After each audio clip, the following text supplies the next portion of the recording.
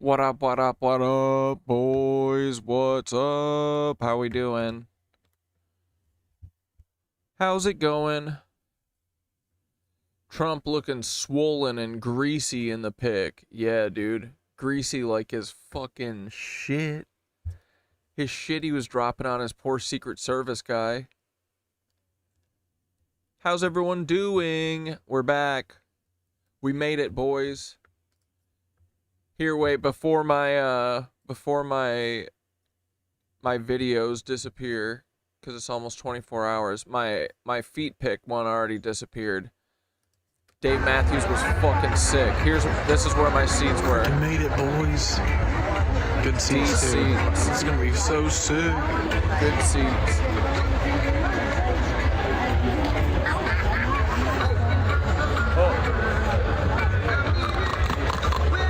Piggies are over there. Maybe!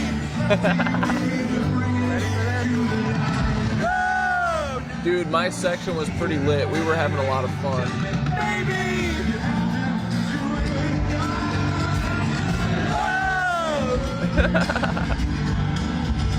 Yeah, dude, it's like straight up in the water. It's not on the... It's like inside of the water.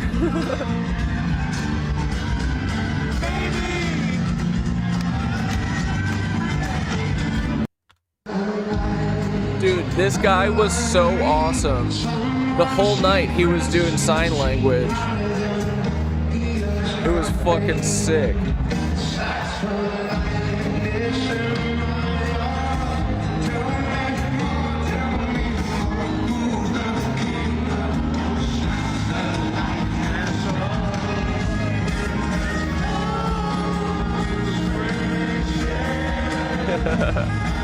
That was sick, right?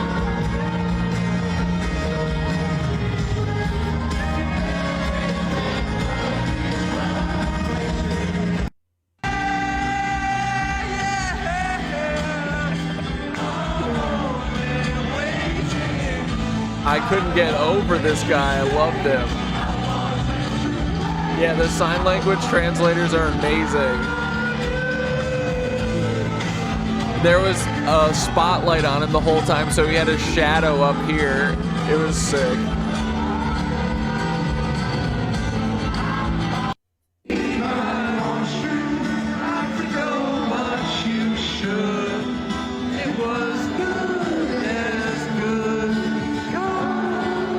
Dude, very Republican energy there. Very odd. It was basically, too, like the senior center. It was like they did a senior trip to fucking Dave Matthews, all the Long Island seniors. Oh, man. Yeah, I was living it up last night. I was letting it loose. Yeah, Dave didn't even do his normal, like, man, I'm just sick of this president. That shit. He usually does it, like, at the end, between his... after the encore, or like during the encore. Didn't say shit because it was, dude, I'm telling you, the average age there last night, I swear to God, was like 65. Yeah, it was Dave Matthews boomers. I've never experienced that. Everywhere else, it's like everyone. It's like a good mix of everyone. But yeah, it was odd, very odd, dude. And then the set list, though, because it's just like a bunch of old boomers, I think they know to like just do like mostly bangers. So it was a fucking epic set list. These fucking dorks did not deserve it at all, bro. I'm telling you. So I was in I think that section's like orchestra, like the section before you have to start going upstairs. Every single person behind me that was like in a riser, they were all sitting. The whole back part of the entire theater, they all sat. They sat the whole show. What the fuck? You gots to be dancing, bro. But anyway, so the set list is sick. It starts Warehouse, then Granny, and then I think they went into Proudest Monkey, which is like my favorite song to smoke a joint to. And so literally everyone, the one thing though that everyone in Long Island does, though, is drink. So at least they were having fun. But for the most part, everyone was sitting. It was odd. But everyone around me is smoking weed, right? And I go, oh, Proudest Monkey comes on. That's my weed smoking song. So I spark up my joint. And the couple next to me, I swear to God, they're like, they even might have been younger than me. They were fucking dorks, dude. They're next to me. And as soon I take one hit, and the guy goes, my wife's pregnant. She doesn't want you to smoke. And my initial reaction was eye roll, but I was like, you know what? I don't care. I'm fucking living life right now. I got a bottle of wine in me and a fucking some mushies. I'm good. So then I was like, oh, congrats. When are you due? And she heard me. She's like, what? I was like, when are you due? She said, due for what? I said, you're pregnant, right? She said, huh? I said, are you pregnant? Congrats. And she said, oh. And the guy goes to, he goes, we just found out yesterday.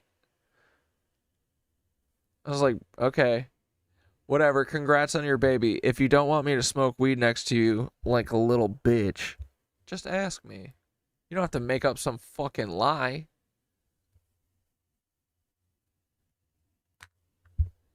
But, yeah, I was having the time of my life, fucking dancing my ass off. Dude, there was this old ass lady who was behind me who was super, super fun. And she was like one of those, like, kind of like a Long Island, like, you know, the ladies that are like burnt to a crisp, like their skin is literally leather. And, you know, they just kind of booze all day. They're like Long Island wine moms. But she was fucking having the time of her life too. We were both singing and dancing, having so much fun. And then yeah, this total MILF was off to the left of me with her old ass husband. And so we were all dancing together. They befriended me, and then dude, they gave me a ride to the motherfucking train station after. I was just gonna walk there. It was like 4 miles, so I'm glad that they did. But it was fucking sick. The show was great, though. I had so much fun.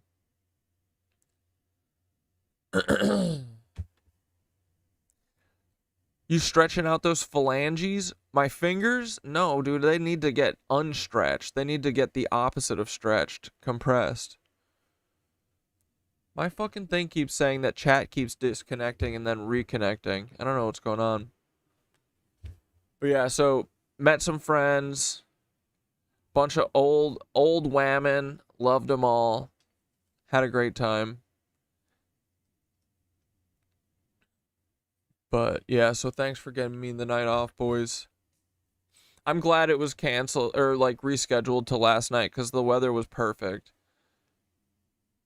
But yeah, that venue is really cool. It's literally just in the water.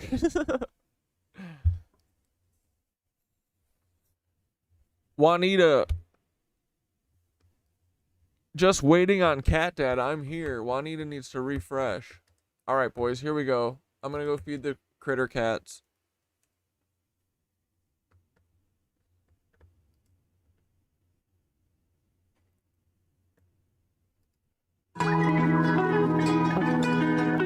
Alrighty, boys.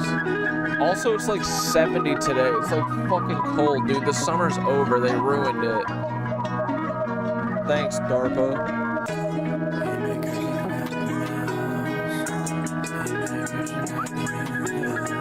I swear I'm happy.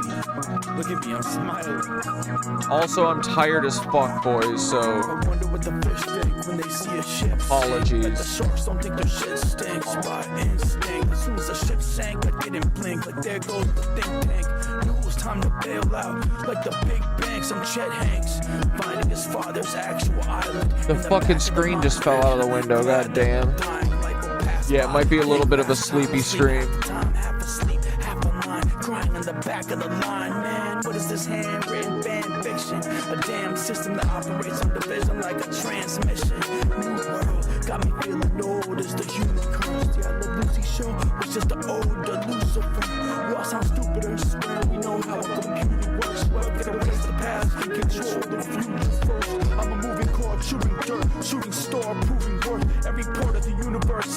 movie star in a Louis purse to make sure that none of your DNA gets through. The tube is just a test to you. Class is exhausting. I just want a desk with some headroom. Blessed with the best view. The face brick right away. Whatever. It's as good as it's gonna get for today. It's a war on consciousness and confidence. They want you to not want to live. Never broke when I died a bit. Prison warden, auctioneers looking for the highest bid. In love with my love life. I can feel it like the blood on my buck knife. Buzz like a bug light. Keep chugging your bud light. But enough if you buck right. Let me simplify their semper fi. A war monument isn't what anyone would want to be remembered by. One's claiming that they had the snakes, led in spies. This is the genesis of genocide. Can't remember if I ever died. Smash my head on bricks till I find a better side. Laugh it up because the king batter's a drug. The number one grandpa just shattered his mug. Technology will advance as long as there's a battery plug. Those who die in airplanes didn't believe in gravity enough. Praying for downpours at your clown parade. To see how quick I can wipe a smile right off your face. The sun's scheduled to explode in light of recent events. We'll hand you a list of facts you're expected to know. You'll see it with me.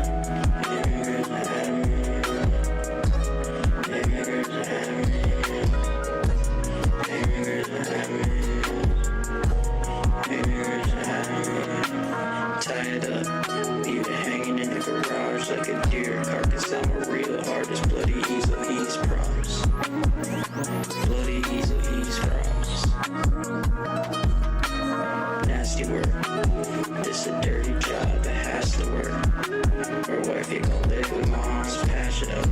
Bullet hole full like an aqueduct. Crackheads on thin ice like a hockey puck. No canuck, like Wisconsin, I'm about my bucks. I'll be honest, I don't have that much. And if I was, to be honest, I'd probably request a trade. Foot in the grave, who's a slave for minimum wage? What a shame, on a break, sorry Kane. It's a big game before I call it like Dame back in Portland. Moved to the U, didn't work on the floor. You don't hoop, so you gotta get up every morning. Beat the storm, beat the odds, and I made beats with God. Shooting from his fly as I scored every shot,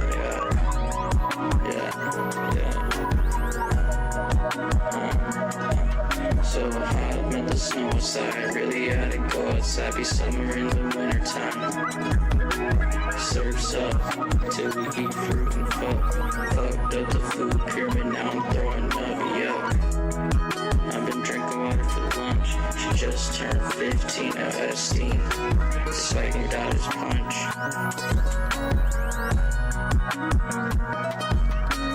Rich cannibals with crude disease, catching flights with honeys while I'm saving the bees. We're the pilots in their jeans, and we're the guy I just breathe in the breeze.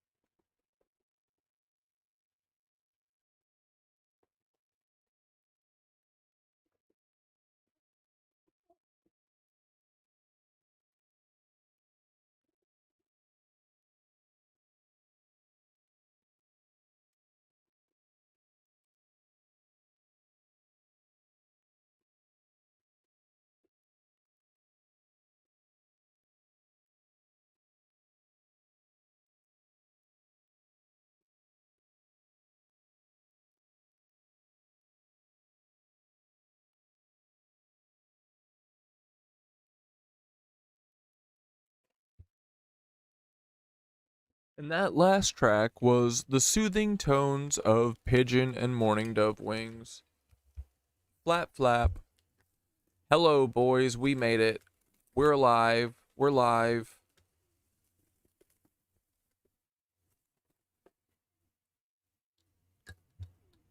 Woo! Oh my goodness, these fucking birds. Dude, the screen in my window might fall out at some point during stream. Calm down, birds. But yeah, my brain's also mush because I had my second meeting for like going through the dialogue for the teacher training, the Costa Rica trip. Because I got, you know, part of it is I got to memorize this big old fucking long script, essentially, which is just the whole class, like how you do everything. But, dude, this fucking brain, it just don't work anymore, man. Memorizing shit is fucking hard. But so we just had our 2-hour meeting right before this, so it's just like... I feel like I was cramming stuff the last few days and everything just like evaporated out of my head. Sometimes I think when you spend too much time on it at once, it kind of does, it's detrimental. So definitely going to keep that in mind. But yeah, also brain mush from doing that.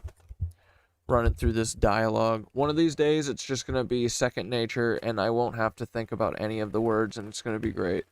But today is not that day, and it fucking hurts my head.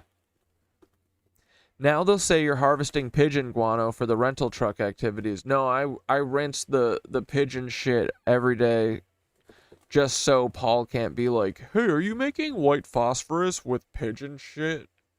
I'd be like, no, dude, that's what the Philosopher's Stone was for. To make white phosphorus. Bibi Netanyahu called John Fetterman a patriot. Dude. John Fetterman is such a dumb cuck. What a loser, right? Embarrassing.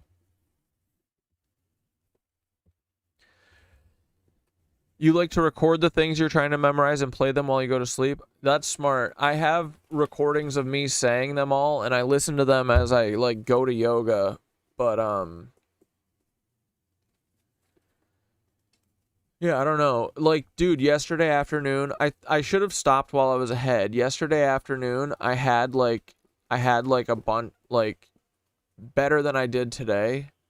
And then all day today, I spent, like, 4 hours studying it and practicing, and then did the 2-hour session with like my little group. And as soon as we started, I was like, I forgot the first word. Where am I?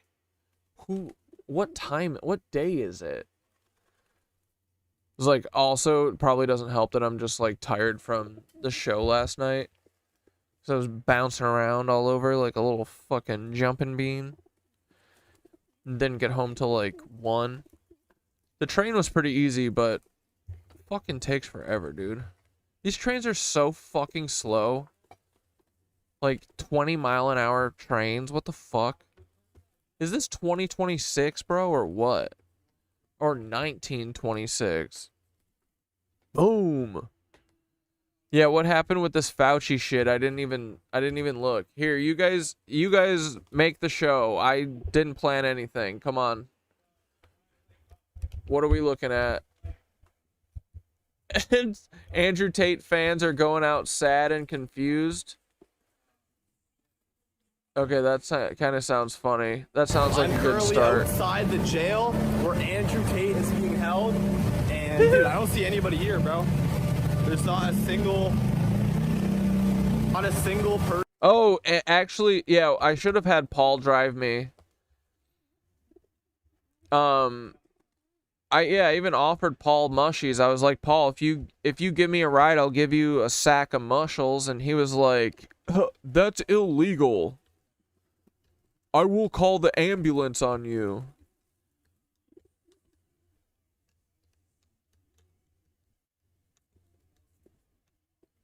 Gotta see the Schumer video where this guy calls him out to his face. Oh, Chuck Schumer? What's it on, TikTok? Not a single person with a sign or a protest or anything, guys. Look at this. I'm pretty sure that right up there, it's like one of these buildings. pouring rain, but nobody here. What's going on? All right, so it's a sad scene outside of where the Tate brothers are locked up. The Tater Tots were supposed to hold a protest, but only two people showed up. Like, there's this one lonely guy standing outside with a sign, and there's this influencer who was in shock to learn nobody else showed up. So it was brutal, and of course Andrew is just crying like a baby in his cell for attention. Like, every day he has someone post on Twitter about how his stomach hurts or how... Wait, are you talking about this thing? He's interrupted by Trump a has protester? turned it into the single most profitable scam of his... Please sit down. Please sit down. Is that Bernie Sanders? Please sit down. You were put on notice in November of 2023 by the Center for Constitutional Rights and other legal and human rights organizations. Notice on potential legal liability for aiding, abetting, inciting, or conspiring to commit genocide for congressional action. I can't hear what this motherfucker's saying. You were put on notice, and you backed it, and you backed the genocide to the hilt for years on end. How dare you talk about corruption? How dare you talk about corruption? Thank you for your diatribe. Oh. Now,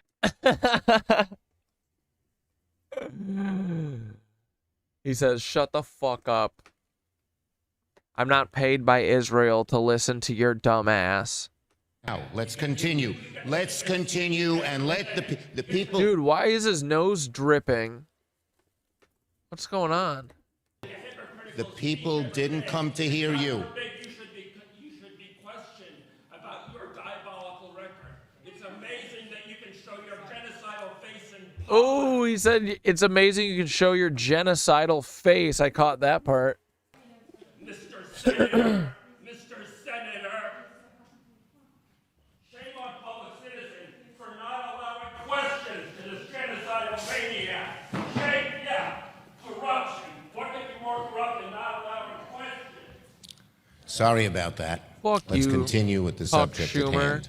Trump has turned it into the...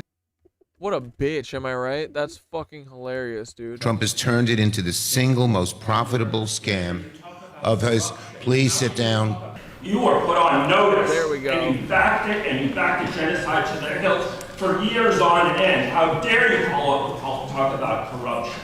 How dare you talk about corruption? Thank you for your diatribe. Now, let's continue. Let's continue and let the people... The people didn't come to hear you. Trump has turned it into the single most profitable... What a cuck, right? Really living up to his fucking name, Cuck Schumer. Now there's a cannibal in the cell next to him yelling all the time and eating pain. We need another Tupac. Honestly, we need another Chris Dorner. Remember Chris Dorner?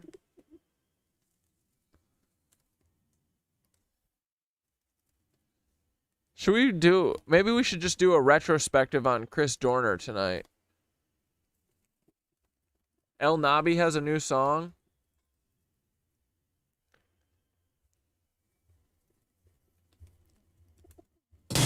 Tuesday, February 12th. We'll save that for later. We're getting wet and wild tonight, boys. We're getting crazy.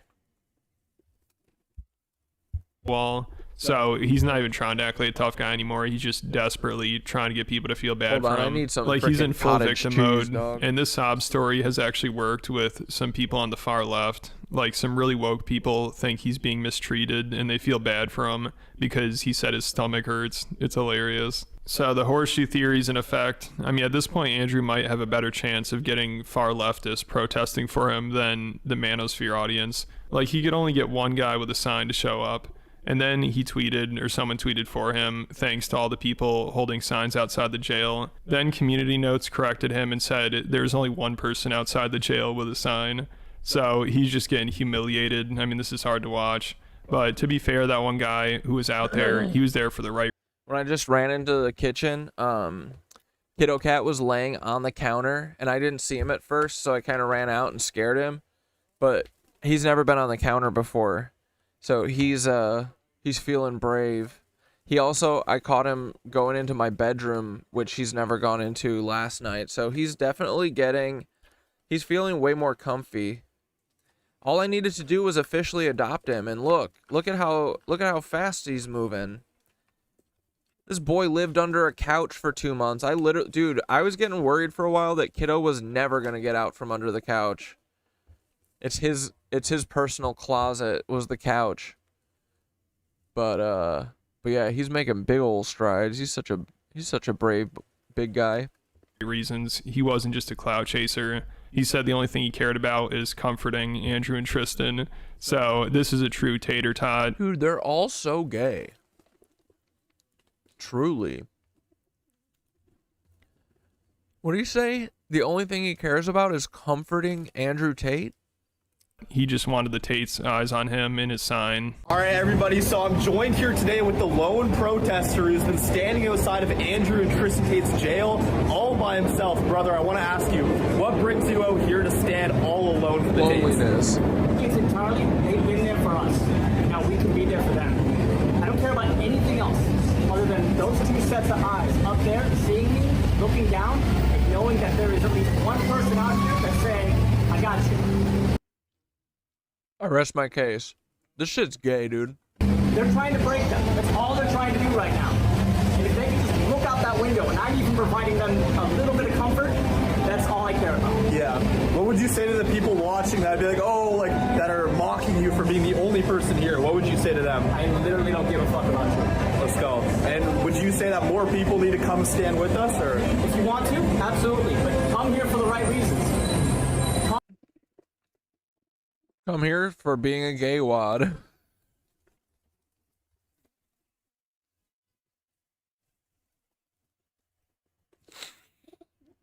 I love them. I love the tater tots, man. This dead-eyed dude. The worst part is he doesn't even realize that he's gay. Like, just be happy, dude. Be happy and gay. You and Andrew Tate and Tristan, you can all live your fucking true selves. You don't have to hide who you are anymore. Truth is the highest vibration, boys. Authenticity, that's what it's all about. Male love, guys. They need it. Because you want to comfort them. That's the only reason why I'm coming up. Let's go. So be the same. If you're trying to get famous, you're trying to do clout, you're trying to get the fuck away from it. It's only just for them. Let's go. All right, bro. Dude, do you think Andrew Tate's gonna be like, man, what a great representative for me. I love this guy. I'm so glad that he's out there thinking about my eyeballs and my balls and comforting me while I'm naked, curled in his arms. Yeah, where's Aiden Ross, dude? So this is just getting sad, and Tate still pretends like he has this massive army of people behind him, and that's why the UK is coming after him. Why is head shaped like that? Let's do some skullology on these fuckers. Why is his hair like that?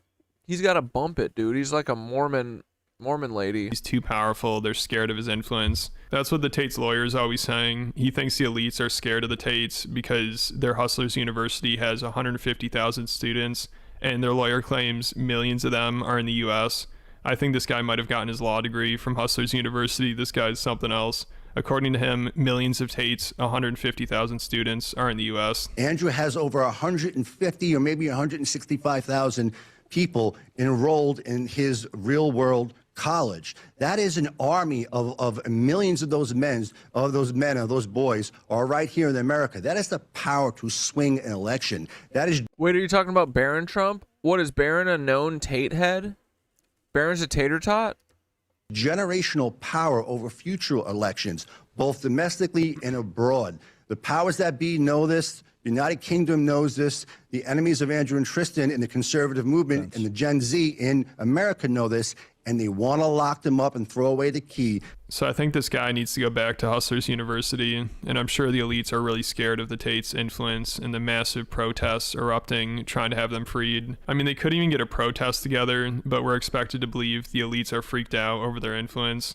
and their lawyer isn't really making people feel very confident. I mean, it's hard to believe this is even a serious person. He's looking up to receive Tate's seed. Ugh. It's like he's just a character. Recently on Twitter, he was arguing with another lawyer, and he was asked why he didn't sue Lauren Southern for accusing Andrew Tate of rape.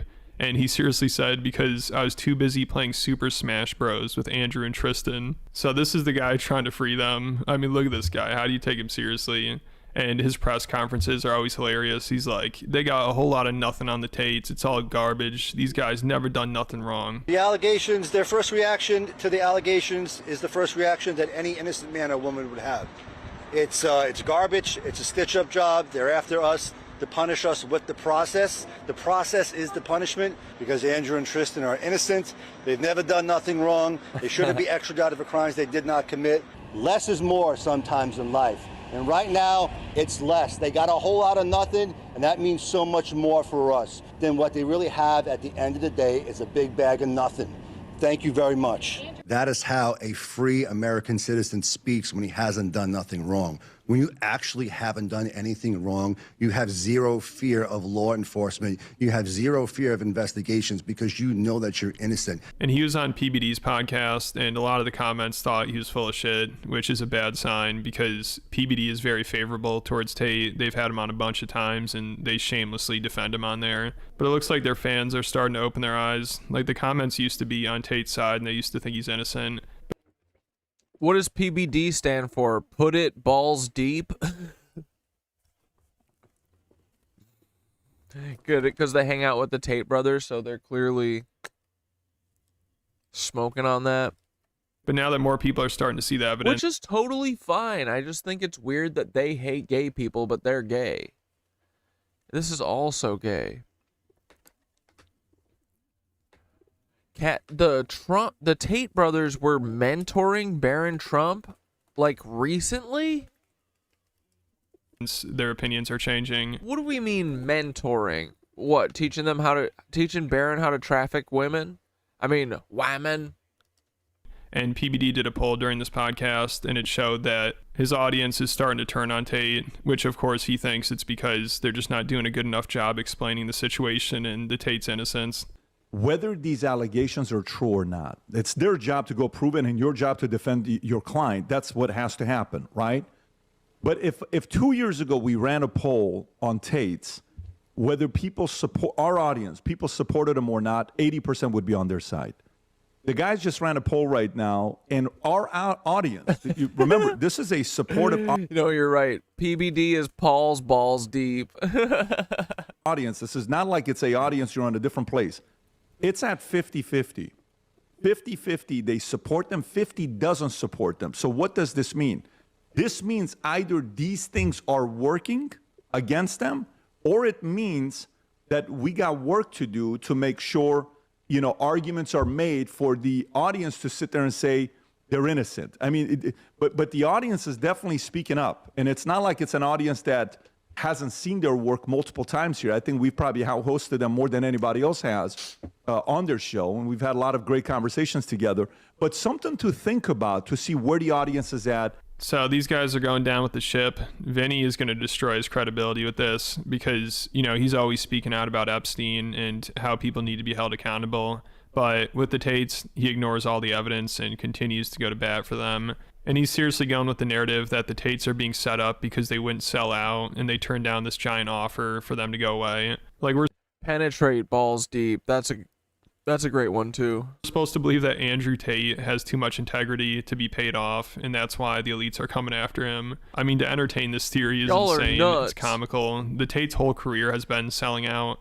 To make money and become successful initially, they literally convinced women to do porn, and then they sexted the guys pretending to be them. So they got women into sex work and then sexted guys for money and taught other guys how to do the same thing. But we're supposed to believe, oh no, the Tates have a lot of dignity. They would never sell out. They don't care about money. It's more than the head. I mean, it's just insulting to our intelligence and the fact that Vinny's entertaining. They were teaching Barron how to sit and spin on his suitcase.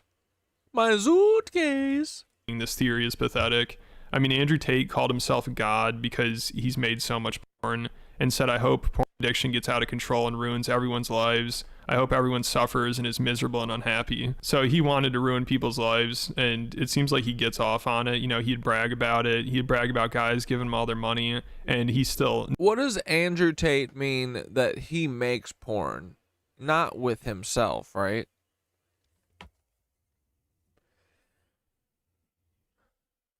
Someone should revenge porn his ass, because I bet, you know, I bet he wouldn't have a lot to talk about. Never gives a fuck. You know, he has no remorse for it. I unplugged their keyboards and plugged a new one in from me behind the screen. So the chicks would sit there and hit a keyboard that wasn't plugged in. And me and my brother, and eventually some staff I trained, would do all the talking.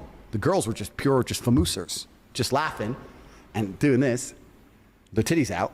And they were talking to fucking ice cold hustlers. We were taking their money, all of it. They come and say, what kind of, bro, all of it.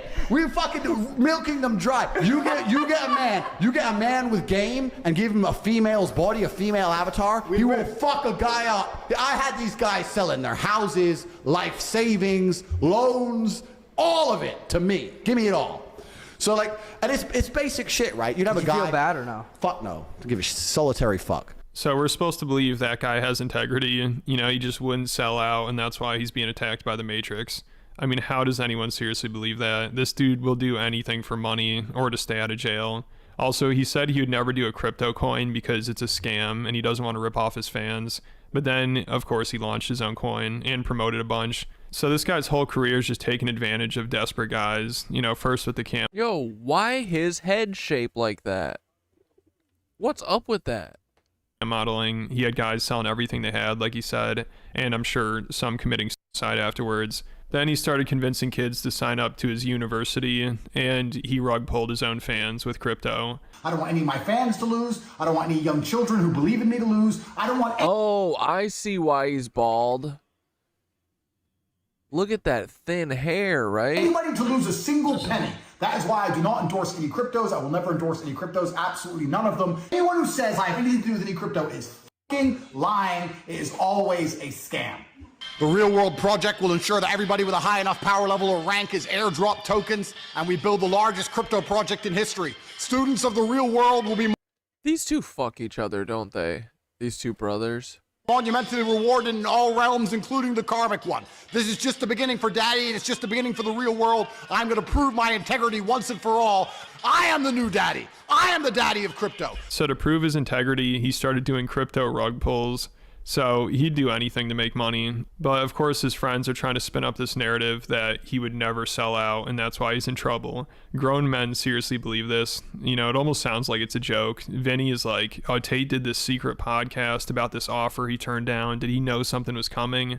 He did a podcast, Andrew Tate recently. I forgot the individual. Jake Neal, 3-hour podcast. Jack Neal, I'm sorry. Yeah. Explaining that they're coming for him. He kept it secret until something happened to him, and then this happened to him. On the podcast, he said something along the lines that he rejected a $50 million offer to drop everything from, you know, the powers that be and go away. So my only question is, he's getting offered this stuff. Did he know that this was going to happen? Did he have any inclination that this was going to go down? Because, you know, why do an emergency podcast?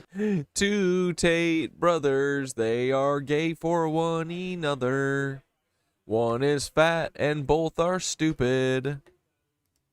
If nothing is going to go wrong. It's almost as if he knew something was coming. So anytime you reject that offer, you know something is going to come at some point. He rejected that offer, I want to say somewhere around 2022, 2023, probably 2022. And he had several of them. Mm-hmm. That's a fact. That's the truth. When you reject that offer, it's only a matter of time before they come. And they started coming, and they're going to keep coming until they get what they want. They did it to Trump. They're doing it to Tate.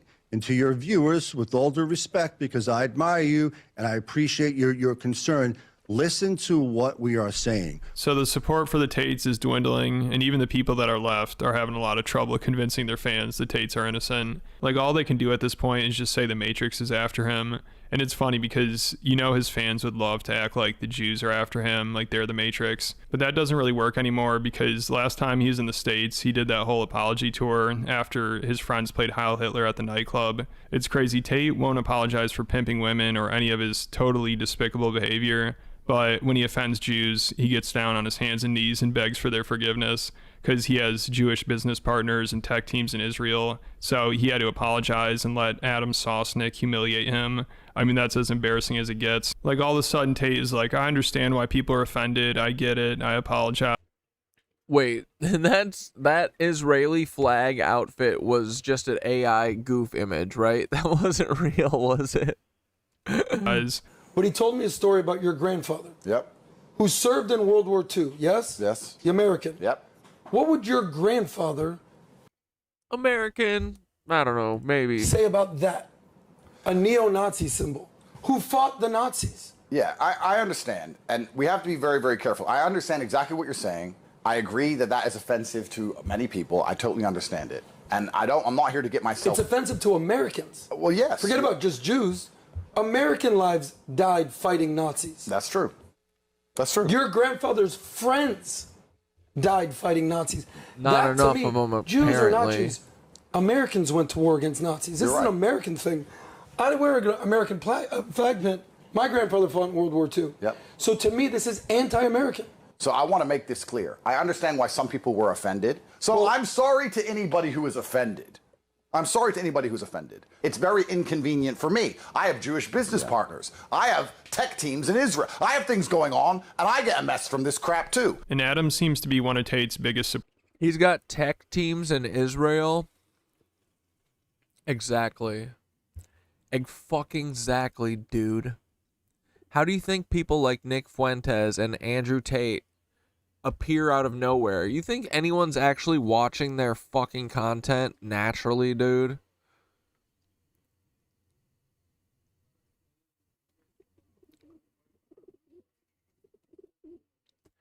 Did you see that the Fed cucks got Miranda Cosgrove to make a new show to teach everyone how the wildfires are just a natural phenomenon?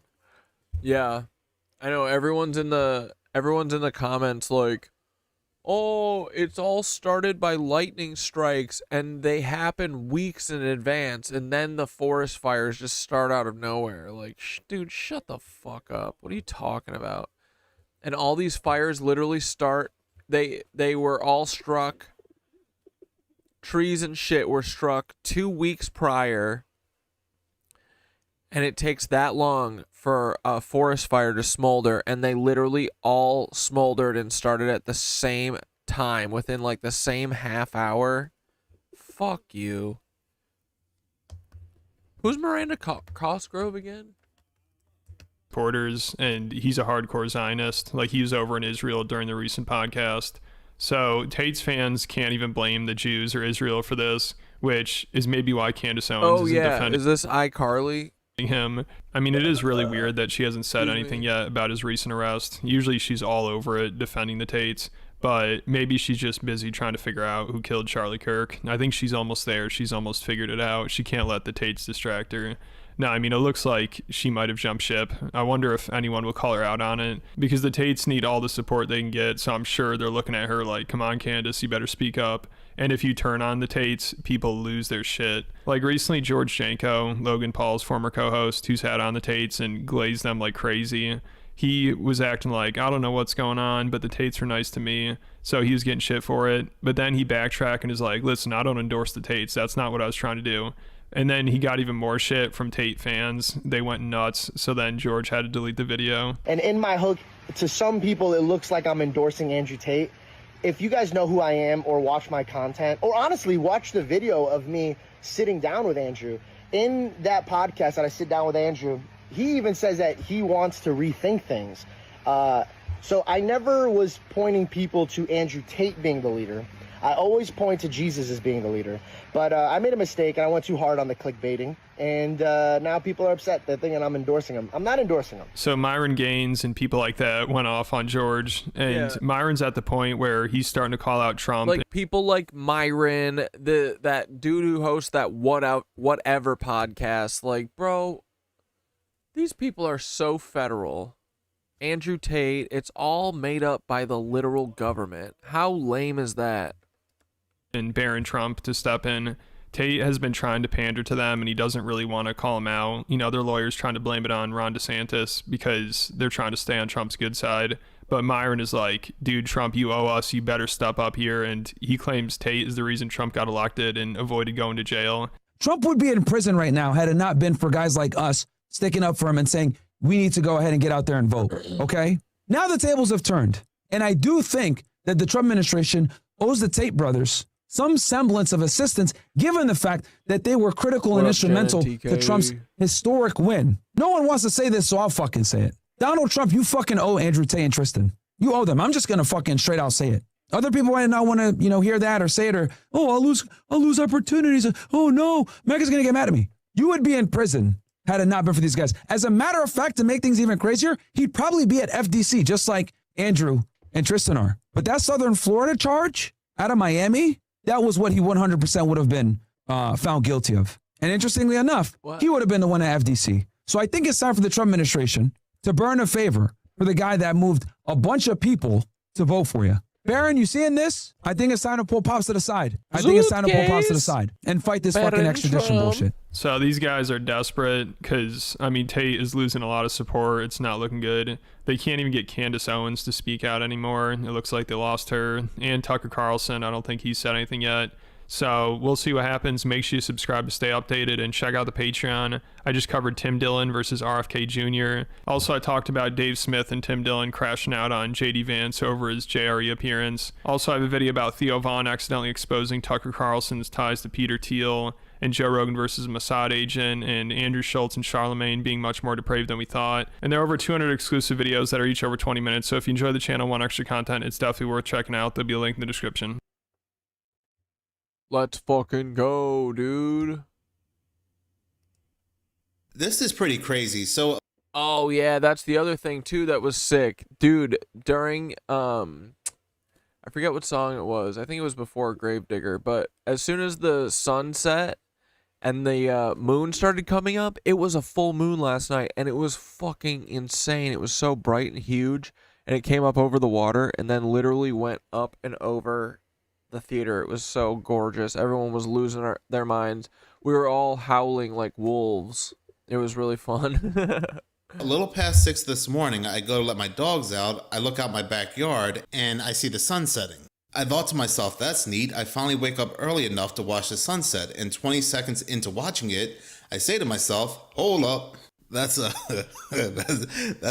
right. Suns don't set at 6:15 in the morning, and also the sun is in front of my house. But apparently this was the moon, and it was setting fast, like it had somewhere it had to be. But this isn't the first time I noticed that the moon looked pretty interesting around 6 o'clock in the morning.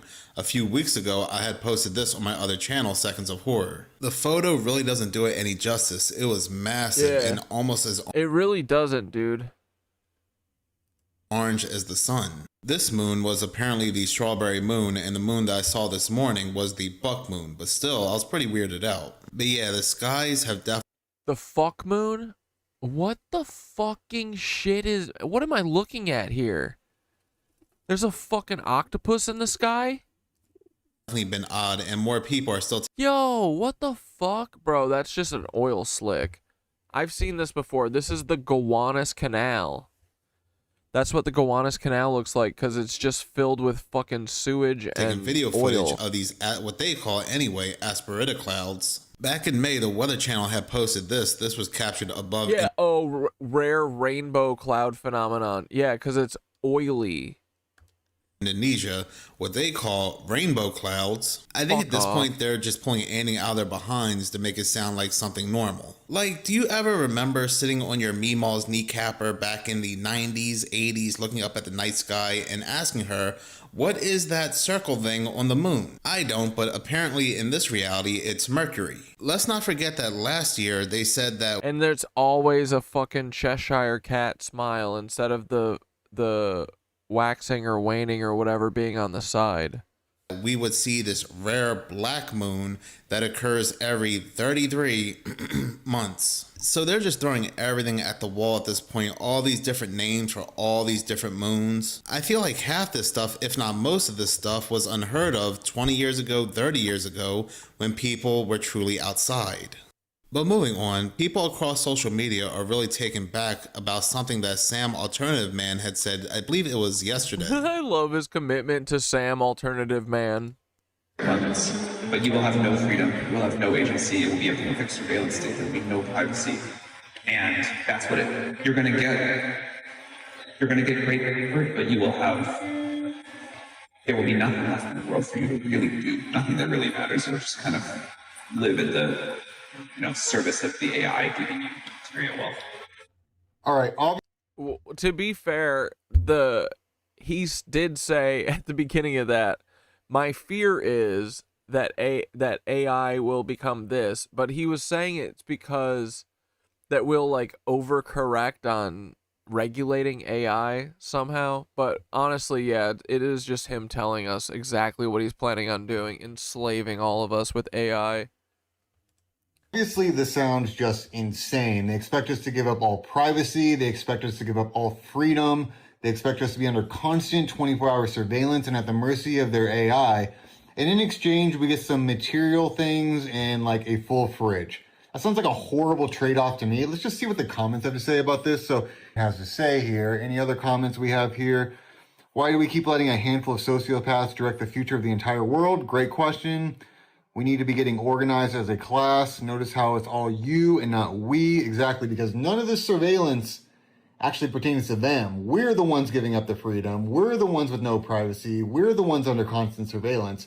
They're just the controllers of the AI, and they are our providers. They are basically our God government at this point. That video was by Wall Street Apes, and they want an AI police nanny state. They want us encased by surveillance. But the same won't be said for them. Klaus the Boogeyman Schwab, the former head of the World Economic Forum, was freaking out very recently. Honestly, that guy could also be Peter Thiel's dad too, right? He kind of looks like him, and he's like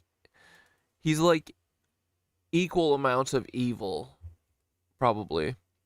Because he just happened to find a surveillance device in his home, but welcome to what the average citizen goes through. Alright, so over the weekend, thousands of private Claude chats were leaked and found as public links on Google search. These chats were found to contain long private conversations, as well as personal information like company documents, as well as medical records.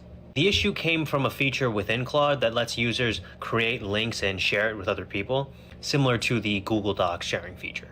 So clearly something that you would only share with a couple people and not something that you would be posting online. It's very much something that was leaked from Claude's side.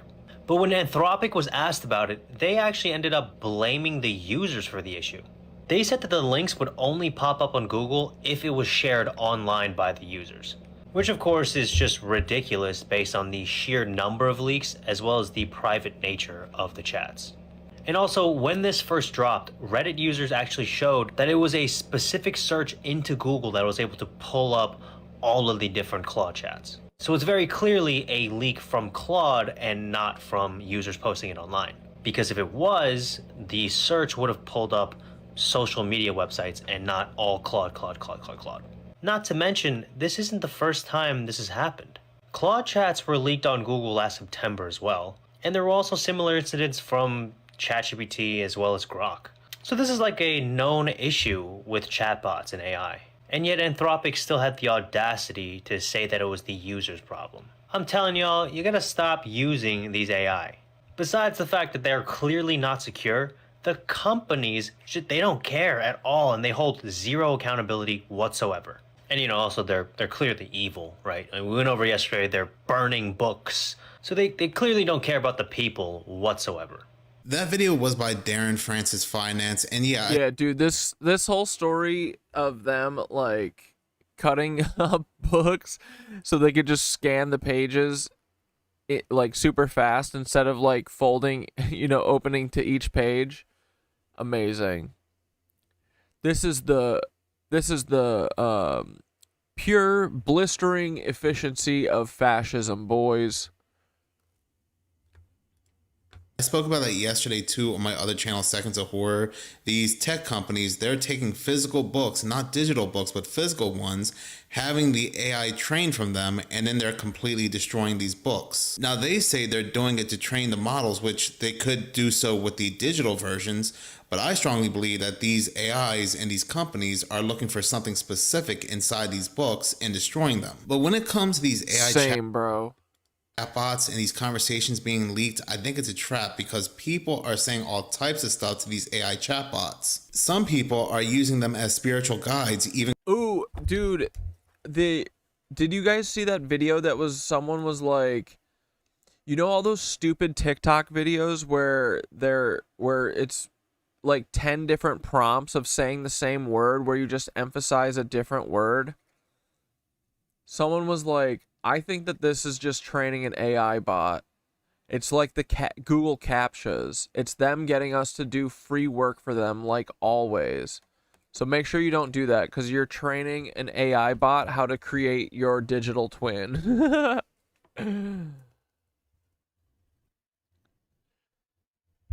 Oh, there's an interesting development at Interlochen. All right, I'll go look for it. Confessing their sins to them, thinking that it's between them and this chatbot.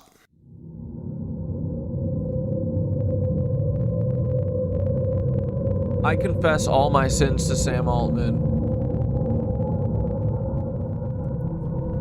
I say, Sam Altman, I've never told anyone this before, but I'm actually Timothy McVeigh, and I did the Oklahoma City bombing. It was me. Don't think it's weird that one of the biggest companies in the world and one of the most famous women in the world, that they made an ad about Meta glasses, right? The same style as the movie They Live. If you don't know what They Live is, it's basically man discovers a secret that aliens are actually running our planet and are on the verge of controlling everything on Earth and every person. But he uses these glasses to find that out. Learns that there are people walking amongst him that aren't human. They are the aliens in suits. Yesterday, when I saw this ad, I realized, wow, they are actually telling us what they are doing. I'm telling y'all right now, they're not being used for what they're telling us. There's a deeper, darker reason. Whoa, 70 ex-students say nearly 50 adults sexually abused them at Interlochen. Man, I hate being right all the time. Law office Interlochen is a bad place, bro. Released the findings of its independent investigation of years of CSA of students at the world-renowned Interlochen Center for the Arts in northern Michigan. You may have heard of this school and summer camp because most notably, Jeffrey Epstein went to summer camp there in 1967. Yeah, with Bill Barr. And he later donated... And Barack Hussein Obama. Hundreds of thousands of dollars to the school and had a whole building... Barack Hussein Obama... named after him on the campus. In the Epstein files, it was reported that Epstein and Ghislaine Maxwell's very first victim was a 13... He meant Ghislaine. 15-year-old child that went to Interlochen Center for the Arts. The prestigious school took down all recognition of Epstein following Epstein's arrest in 2008. But this law firm has now unraveled that the CSA and or misconduct did not stop at Epstein. There are now accusations of 47 different people affiliated with Interlochen Center for the Arts between administrators and alumni who engaged in misconduct with students. I repeat, 47 different people. Over 70 different ex-students have come out with accusations, and those are just the instances we know of. In many of the reports, the children reported the CSA and or misconduct to their parents, the parents talked to administrators, and no one did anything about it. So this proves that there was a grand conspiracy to stay quiet about the fact that this camp was a breeding ground for predators. Quote, multiple people said before they were attacked, their abuser had to sign them out of their dorms. That means staff members entrusted with student safety let adults leave dorms with campers at night. And in at 70 students, and that's who's willing to come out? Bro, that's not good. At least one case, administrators not only helped someone accused of abuse resign, but wrote the person letters of recommendation as well, unquote. And you have to ask, where were the... Yeah, Ghislaine Maxwell? Do you not know Ghislaine? police in all this, why did they not do anything too? I'm sure someone had to report something to the police at some point, and it fell on deaf ears. Interlochen Center for the Arts President Trey Debbie has given the names of everyone accused of misconduct to the Grand Traverse County Prosecutor's Office, and they will, quote, determine if there's a viable pathway to prosecution, unquote.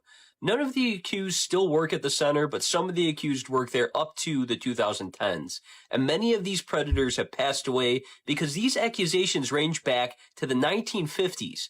So that's 7 decades where there were cycles of abuse and misconduct with students at this school. It should be noted that Interlochen Center for the Arts were the ones that hired this law firm to do this investigation, and the current president of Interlochen, Trey Debbie, has been cooperative and has admitted that this went on at Interlochen Center for the Arts and has issued an apology. But in this case, it is certainly too little, too late. Yesterday, the Sangavi Law Office released the findings of its independent... Very curious, bro. Why they're pushing these glasses so hard on us. Stay weird. That video was by Weird's Time, and yeah, this is just blatantly in our face. And how many times have I said across all my channels that we are living through Black Mirror, the Twilight Zone, Idiocracy? You and your BFF almost went to Interlochen for violin? Bro, bullet dodged.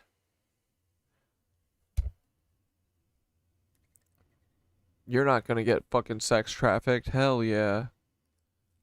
And especially They Live. The Terminator, The Matrix, these were all warnings. They were not just simply works of fiction for us to enjoy. The rules of the road are changing, and not everyone is happy about it. I think that's pretty unfair. As a passenger, you shouldn't have to do anything you don't want to do.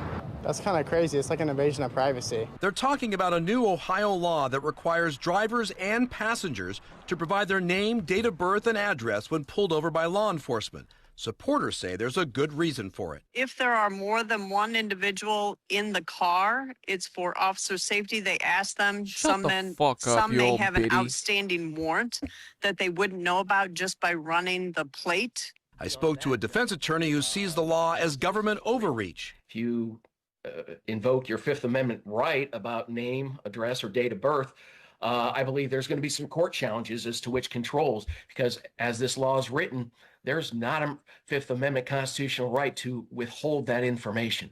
So you think there's going to be potentially some... Yeah, now I know why my mom wouldn't let me and my sisters go to sleepaway summer camp. Yeah, probably this. Legal fights down the road about this, the way this law is written. I would bet the farm and the tractor on it. While some in the public believe passengers shouldn't have to reveal any information to police, supporters also see their side of the story and also admit the law could face legal hurdles ahead. And I assume that there will be challenges to this by those individuals who hold that belief. But again, we're dealing with officer safety and even the driver's safety. If somebody who he has as a passenger in his car may not know everybody, may not know that that person has an outstanding warrant for a violent offense. What is also concerning to critics of this new law is the penalties that go with refusal to give that information. It goes from a misdemeanor to a second-degree misdemeanor, which is punishable by up to 90 days in jail. Reporting live in Grandview, Kevin Landers, 10 TV News. Now, I know some people out there will say, what's the big deal? If you have not done anything wrong or you're not a criminal on the run, fuck that, why not just give this information over? But this is indeed overreach and a slippery slope, because where does this end? We also have to remember that laws and what's defined as freedom is constantly changing. You could have said something on the internet sitting as a passenger and you'd be pulled right out of that car because of something you said. That actually started in my inbox. A tip from a viewer that asked about a series of loud explosions that didn't sound like the usual suspect. No transformers, no fireworks, just a series of disturbing quakes. Before I knew it, that sent me down a rabbit hole. First on social media, then on the streets, and I found out he wasn't alone. It caught me by surprise, didn't know exactly what it was at the time. That surprise this past weekend had Xavier Guevara and others in the area near Jefferson High School on amazing high school. Sure don't build them like they used to build them in 1 year, right? shaky ground. Were the windows rattling or? The car alarms were going off down the street, but Yeah, you could feel them inside. Meanwhile, on the northeast side near Windcrest, others felt something too. Just like boom, and that was it. Yeah, I heard it, and I don't know what it was. I decided, first thing I did was I got on Nextdoor just to see if anybody had posted a comment to see what it was about. On social media, we found lots of people all across the city buzzing about the booming. I emailed the big 3 military bases in town, but so far got no answers. San Antonio police denied getting any calls about it. But Guevara did come up with an explanation, at least for what happened in his neighborhood. There was a big strobe rocket coming up. He believes an internet trend involving homemade fireworks hit close to his home. Recently, it's caught a lot of... Dude, the graphics in here are just attention. incredible. So I think a lot of more people are buying the supplies to make them. For others, though, it's all still up in the air. So mystery unsolved, I guess. Unsolved, yes. Their search regarding the boom so far is a bust. Katrina Weber, KSAT 12 News. So this has been going on for quite some time. You all know I've been reporting on these very loud, mysterious booms that are heard for miles upon miles, shaking homes, shaking cars, alarms going off, and police authorities can never determine a source. I personally don't think it's coming from the skies above, but it's coming from the grounds below. That's what I personally think anyway. Them working and expanding these tunnels, but I guess now they have their excuse that it's just a strobe rocket. Something happened on Wednesday morning that you might have noticed but didn't bat an eye. It happened in... What's for dinner, dude? I don't know, but I'm fucking starving. I'm starving and tired. I don't know how long we're gonna make it past 9/11, boys. I'm already fading. Inside thousands I could literally crawl in bed right now. for homes and businesses, and No, I'm experts just say kidding. We're definitely gonna make it to 9/11. it's a sign the cracks are starting to show in our power infrastructure. Yeah, just before 8 a.m., the electricity flickered on and off for about 10 minutes. It was the result of data centers in Loudoun County, Virginia. In a story you will only see on News 4, Northern Virginia Bureau reporter Drew Wilder explains why engineers say this seemingly small blip is a sign our infrastructure is in danger. Experts say the cracks in our infrastructure grid are starting to show as the data center industry consumes electricity. What are you guys thinking? All I know, I'm not making anything for dinner. That's for sure.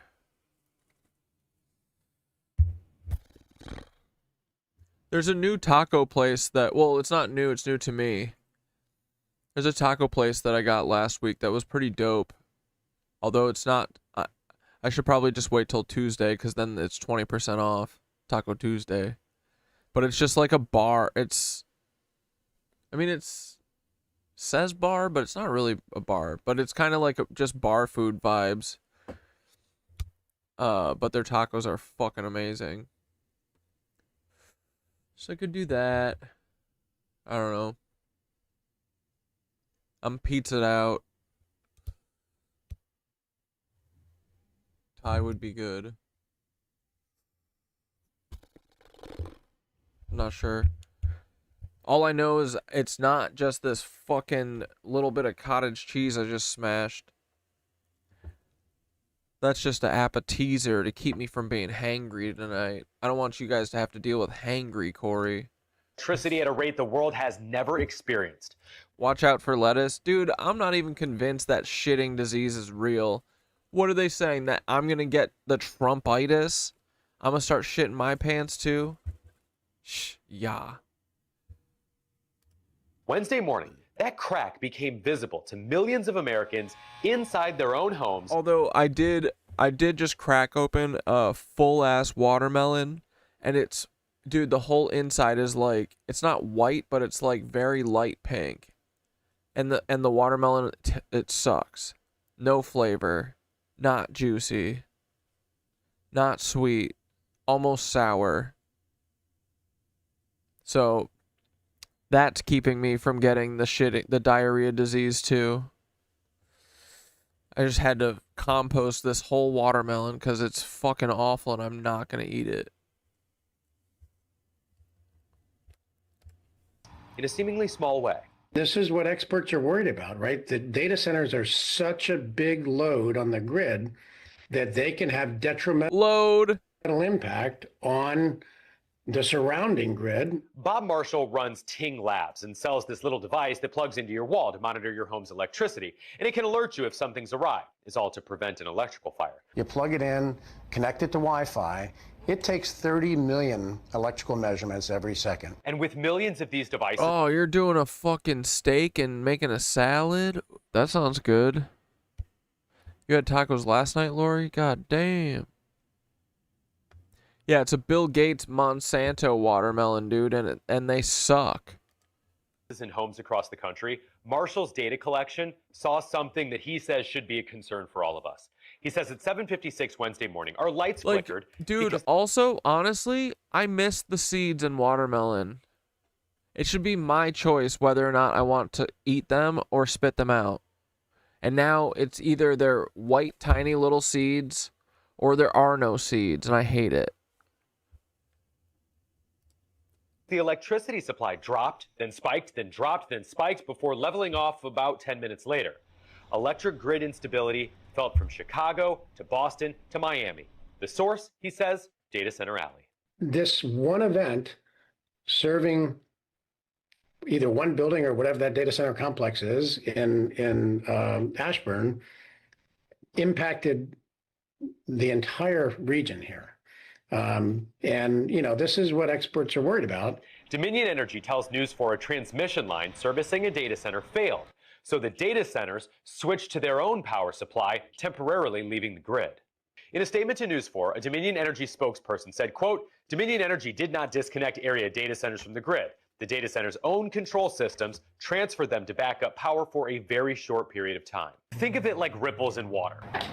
The data center is switching their power sources, the rock, and when that change impacts the water, or the power grid in this analogy, the massive shift in electricity load sent ripples through the electric current across half the country. Ting Labs provided News 4 with this graphic that shows the scale of the service disruption. The company says the colors on this map should all stay the same. The big changes in colors means there's a change in electric frequency. It covers more than half of the United States. People working on regulations around this is they're concerned that one of these events in the future could cause the grid to become unstable, and it does not come back to normal in a few minutes or 10 minutes, and we're dealing with a real big problem.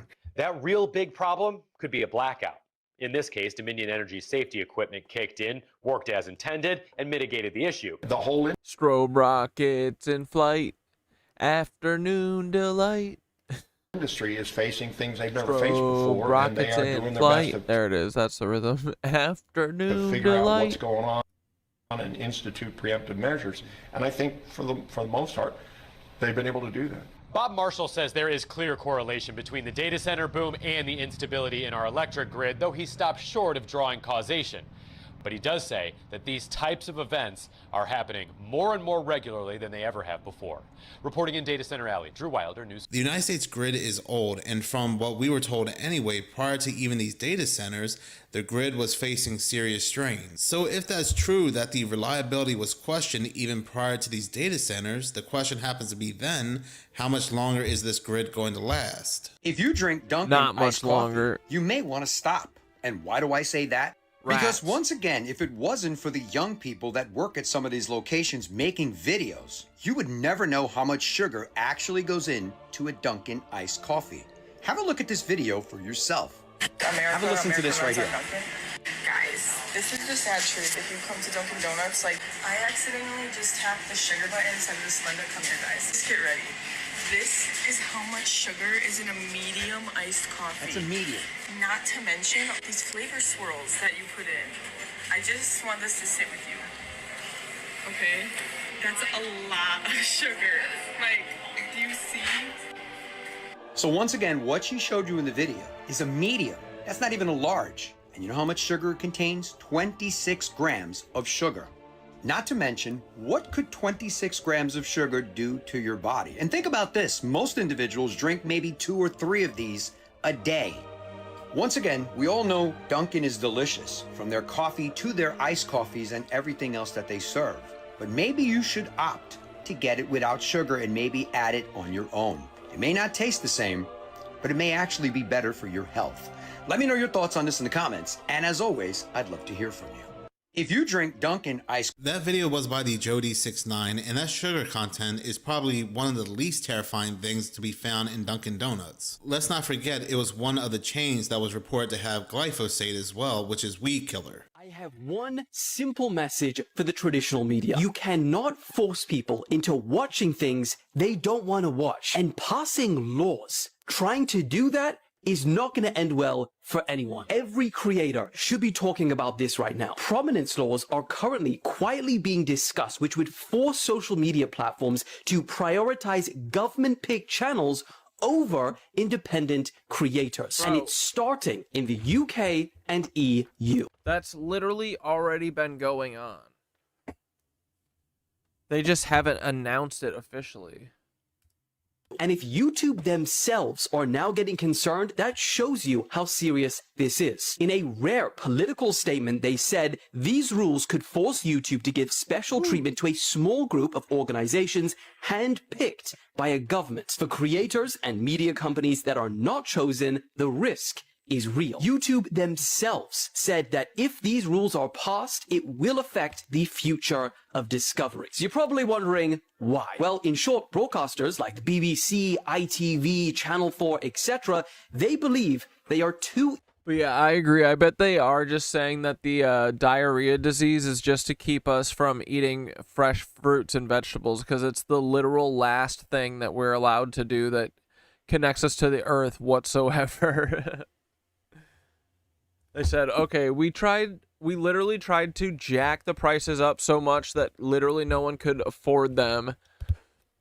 Let's do diarrhea disease. Let's do diarrhea COVID. Important on to the fail. fruit. They recently signed a joint call for legal action, saying that because of the current state of misinformation online, social media companies need to be, quote, promoting impartial news on the platforms young people use. And notice how they did not limit this to just YouTube. The result of this, in YouTube's own words, by forcing these channels to the front of the line, everyone else gets pushed back, regardless of what the viewers, you, actually want to watch. This makes it harder for creators to grow an audience and earn a living. But the most important thing above all, and let me speak directly to the ministers and the heads of broadcasters watching. We all agree there is a problem with misinformation that needs to be tackled. And that is why I and so many other independent creators do what we do every day. But this method that you're currently pursuing is not an effective solution. People haven't stopped watching your content because they can't find you. I mean, you already own a permanent news section right on the front of YouTube. You occupy 4 out of the top 5 most followed news accounts on TikTok. Pushing to the front of the queue through government intervention is not going to fix the problem. It's just going to off everyone else standing in line. And queuing is the one thing that British people are known for. So let's not ruin that too. If you are a creator or a viewer that believes in a free internet, share this video, make your own. Wait, British people are known for getting in lines or just saying the word queuing? What are they, line cucks? Because, to use their own quote, democracy dies in the darkness. I saw this video off Barry Stepp's channel, and this is really surprising to me that they're coming out about this now, because I thought this was going on for some time now. Like, when it comes to this channel, I don't even get the hype feature. How many times do I ask you all per video, do you see the hype button? It's never there. It's well known that they curate who gets to the top. Did you guys see this Canadian politician who read off a script, something, in the Legislature Assembly of New Brunswick, except he read something that should not have been read out loud, which kind of outed him as to where he got the contents of this speech. Oh, no. Listen to this. That exceed the power What are the AI shit? actually granted to those offices. Listen. Here's a more natural flowing version of that section that reads like a legislative speech rather than a series of short points. Madam Speaker, one of my concerns with this legislation... Now, many people are perplexed because it seems as... Oh, that's so funny, dude. He's like, can you make it more conversational, please, in my voice? As if he had AI write the thing and give him different things to say, and then read the thing in between the thing he was supposed to say. You know, it'll tell him what to say, and then it's, hey, if you want a better version, read this bottom part. Come on, dude. These are the people who are supposed to be running our country. One of the top comments was people couldn't work at McDonald's or keep a job at Starbucks. I don't know about that. I did work at McDonald's in the past, but this is just a slip up, man. Like, what the Sam Dam's going on? Let me know your thoughts in the comments below and follow for more. Did you guys see this Canadian politician who read off a script, something, in the Legislature Assembly of New Brunswick, except he read something that should not have been read out loud, which kind of outed him. Here's a more Why are we repeating it? version of that section that reads like a legislative speech rather than a series of short points. Madam Speaker, one of my concerns with this legislation... That video was by Shane Vibes, and I don't think this was any mistake. I think it's instances like this that's prepping the public for an AI leader, an AI politician. Yeah, dude.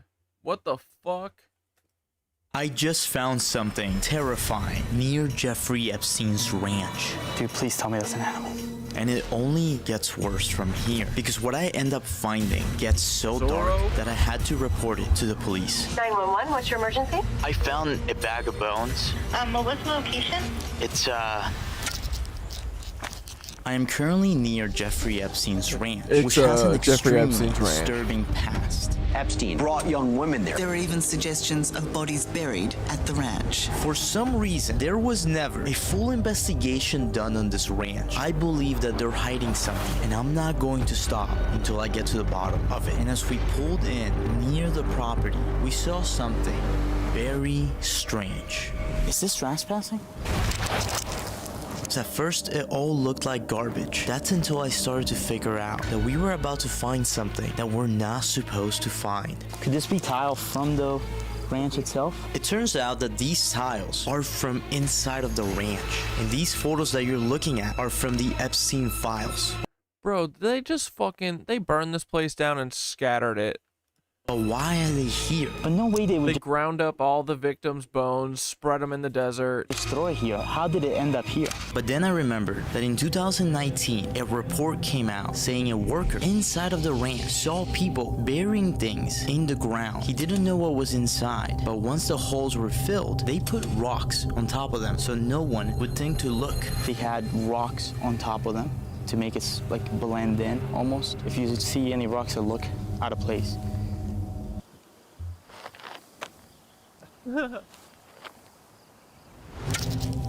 So I got a shovel and I started digging to see if I could find anything that could be hidden from us. But that's when my friend found this. Kid's toy, right here. It's like a little girl's toy. I don't know how a kid toy got here. Dude, this is... Peter Thiel brought it. What if they knew that they were about to get raided? They threw all this stuff on the side. Now they can't really technically say that this was on the property. And things only got worse from here. Dude, kid's toy. Something wasn't adding up. At first, all of this looked like garbage, but now I'm not so sure. And just when we thought that it couldn't get any worse. There's a really weird smell around here. Hell no. Oh, hell no. That's an animal, right? That's gotta be an animal. I hope. Me, bro. I think it's an animal. Dude, please tell me that's an animal. Why that's gotta be an animal. Me. We found a dead animal, I hope. Why is it in a bag? Someone put that animal in the bag. Wait. Okay, time out. I think all of this is connected. Because I did some research online and I found this. Radio host Eddie Aragon received this tip from someone who claimed to have worked on the ranch, telling him bodies were buried in the hills outside the Zorro. I sent it to the FBI. Nothing was done. He never heard anything from authorities. Now these bones, they look like animal bones, but I'm also a complete idiot. So I reached out to an expert. Did he just say that the FBI did nothing? Besides tomfoolery? Can get a second opinion on this. I'm calling a forensics anthropologist. I don't even know how to say it. I'm a paleontologist for the History Channel on Pawn Stars. And then this is the thing that we found. Bro, you need to call the police. So what we found is an animal's carcass, right? We found tiles that look like they belong to the ranch.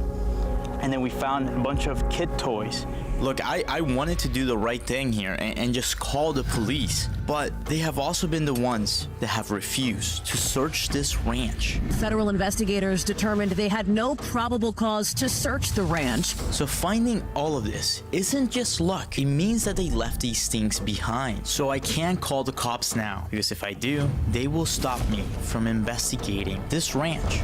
And there's a reason why I do these investigations in the first place. Whether it's this place or when I investigated Scientology. We've always been told to trust the qualified people. The FBI, the police. Am I qualified? Hell no. But I'm here, and they're not. I'm like scared to keep going. I love that the FBI shirts just actually look like they were just screen printed like in the morning before they started wearing them. Let's keep going though. Down there, you see? Those are males. That's male. We gotta check whose male that is, which is right next to the dead cow. That's gonna be fun. I see male, but who is it to?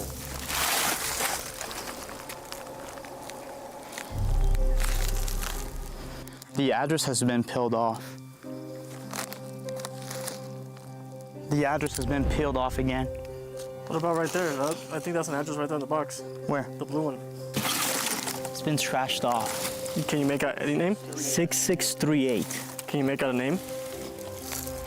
Okay, you're significantly smarter than I am, so I'm gonna need your help on this real quick. Baxter is a medical company, and then we found this other box that's actually an indoor pizza oven. The only correlation that I found was that if you go on the Epstein files, the word pizza is mentioned 908 times. This could maybe be nothing, but at this point, I don't believe that anything is a coincidence. Just mail? Mail that's been peeled off? I've never been this scared in my entire life. I thought Scientology was kind of crazy. Nah, nothing compared to these motherfuckers. That sign? Right there, straight ahead? Really straight ahead from you. The white one? Yeah. Wait, what the hell?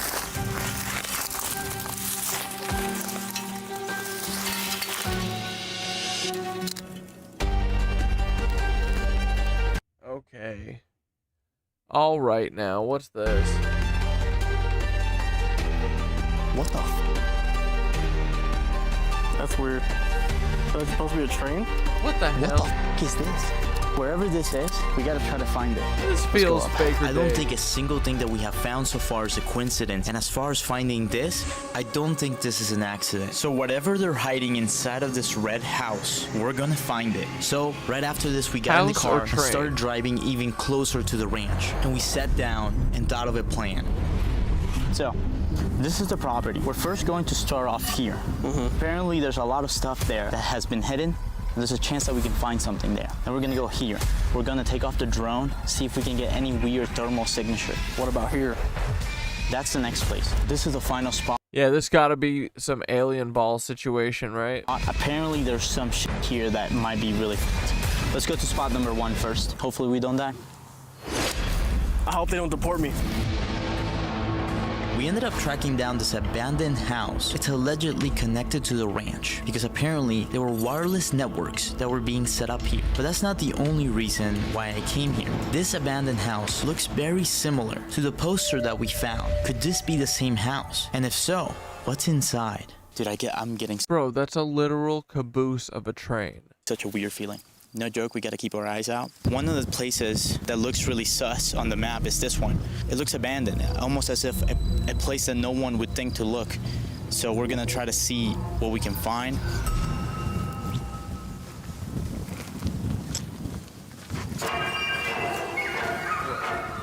Did you see something? I just saw cats, but I got scared. Yeah, get in there.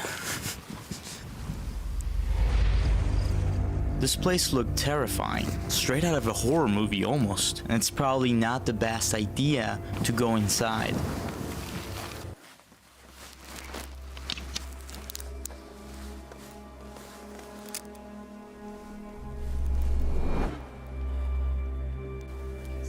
Pussy. What the fuck, dude? There's a cat in there?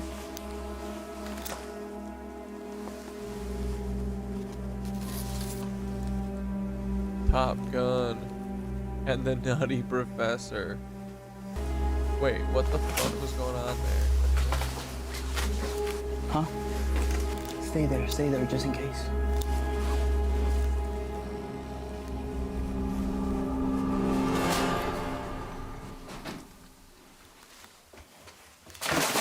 Whoa!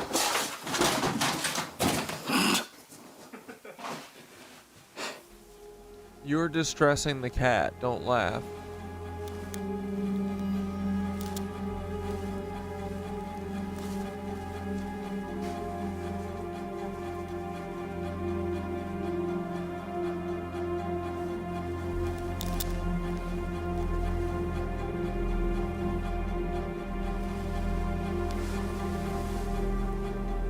Bro, this shit gotta be a complete setup.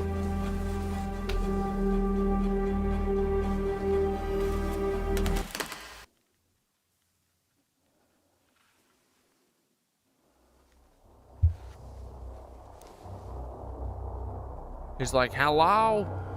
It's the cat. What I found was a book that belonged to someone who was a Freemason. A Freemason is a member of the world's oldest organization. Other people, though, they describe that as a cult. Now, Jeffrey Epstein was not connected publicly to the Freemason organization. That being said, some people really believe that he was. It's also worth noting that the word Freemason does show up in the Epstein files 11 times. We gotta go. That's it. Gotta go. Scary. It is. I've never been this scared in my entire life. I just have this like really weird, eerie feeling that something's gonna go wrong. Edwin's just out here getting the cat. The suspect really knows. After leaving spot number 1, something became really clear to me. I don't think the house that I went inside of is the house from the poster. But before leaving, I did find a bunch of documents that were almost hidden. And this is important because Epstein, every time he was about to get caught, would make sure that he would get rid of all evidence. Epstein went to greater lengths than previously known to conceal potential evidence of his crimes. Just incredibly frustrating because if we had had this information 10 years ago, we could have spared a lot of lives. Would we have, though? Doubt it.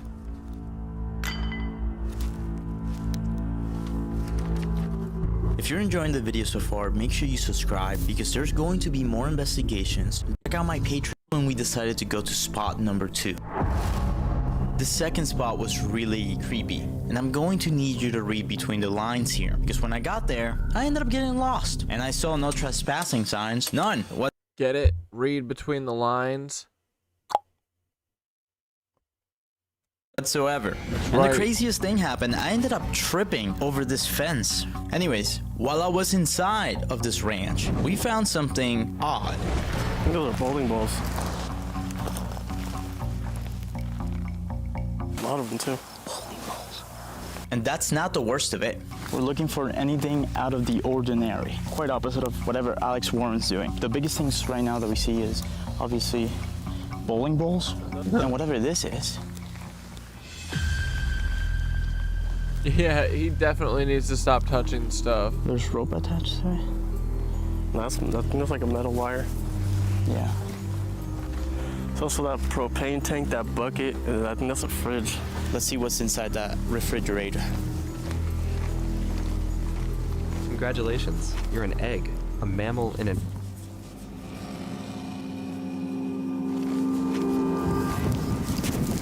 Yup, dude. What is this place, bro?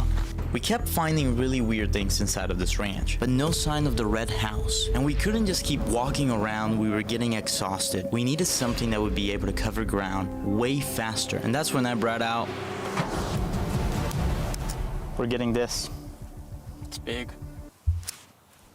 Long.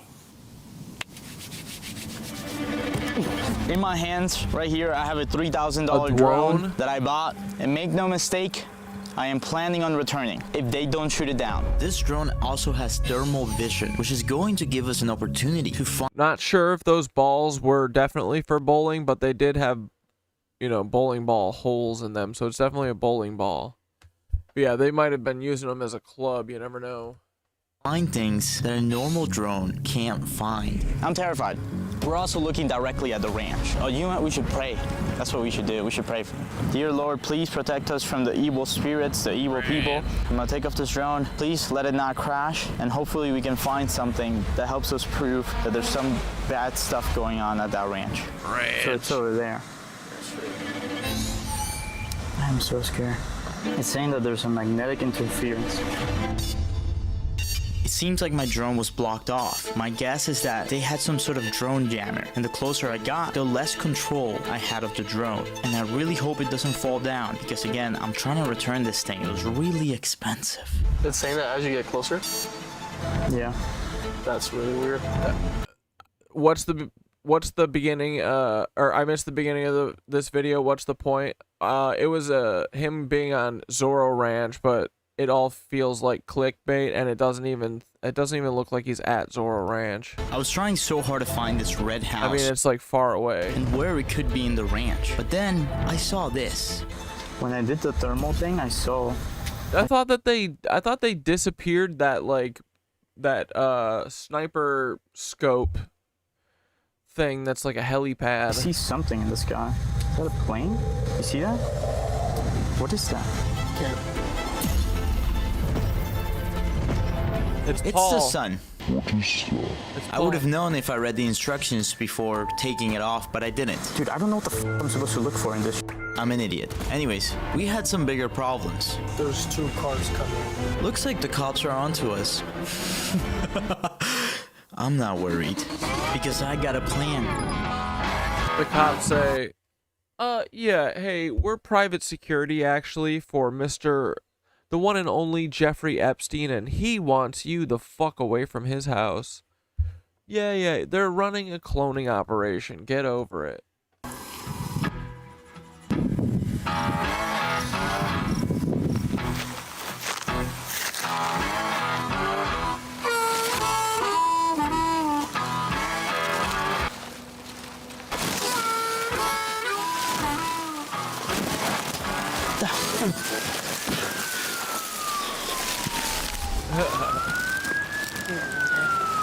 Oh, brother.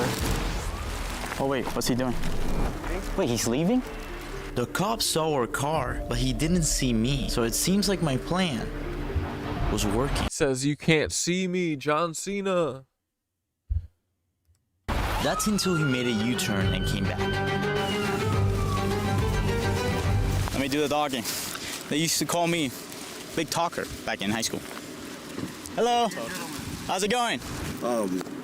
Y'all step across that fence, we'll go to jail. Yes, sir. So, be real clear about that. Yes, sir. Because these guys know why you're out here. Yeah. So, He says, I'm here to protect Jeffrey Epstein and his gang, and if you cross that fence, I'm arresting you. Get caught on there, they're going to prosecute you. Yeah. The cop was very clear. He just wanted us to leave. And if I got caught, I would be going to prison. But we have to remember who we're fighting against here. Do you think you're the devil himself? No, but I do have a good mirror. A mirror. It's a man who did awful things. And I'm just a mirror. Maybe inside of this red house, there might be secrets that have not been found. So we got back in the car and we started driving right towards the main entrance. Our goal remained the same. Find the red house and find what's inside. We are at the main entrance of the ranch. This right here is a memorial for all the victims. But right here, hidden in plain sight, Jeffrey Epstein built a house of horrors. Something really messed up is that the security itself from the ranch has destroyed the memorial multiple times. And even earlier in this video, I was able to find a sign. This sign had names of some of the victims, and security just threw this away, and they were going to bury it. As you can see, security destroyed it, and the remains are around the ranch.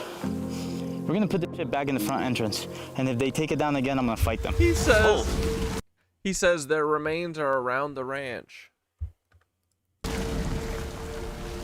After Jeffrey Epstein was gone, someone bought the ranch. And ever since then, there's been construction work that's been happening inside of the ranch. And apparently the goal is to turn this place into a religious retreat. We know that owner is Don Huffine. I think it's bullshit. And I mean, they're hiding stuff and they're using workers to completely erase evidence. And I'm gonna prove it. Dude, just the thought of being like, oh, hey, now we're gonna turn Jeffrey Epstein's little hideaway into a Christian retreat, okay? Send your children, please. 3-week camp. 3-week camp. I'm the teacher. No other teachers. Just me and 600 of your beautiful Midwestern children.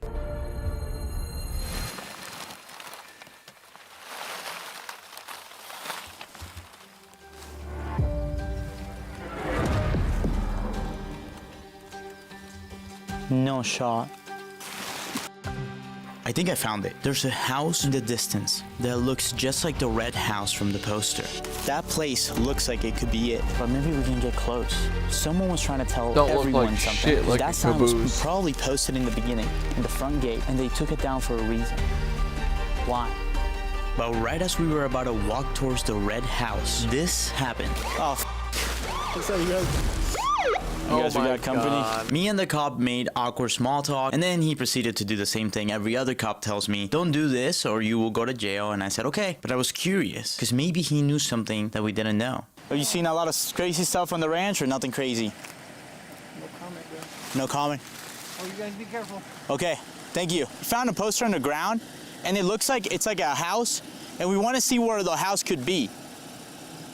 Can I show you? You can't? Okay, no worries. No. I can't do anything.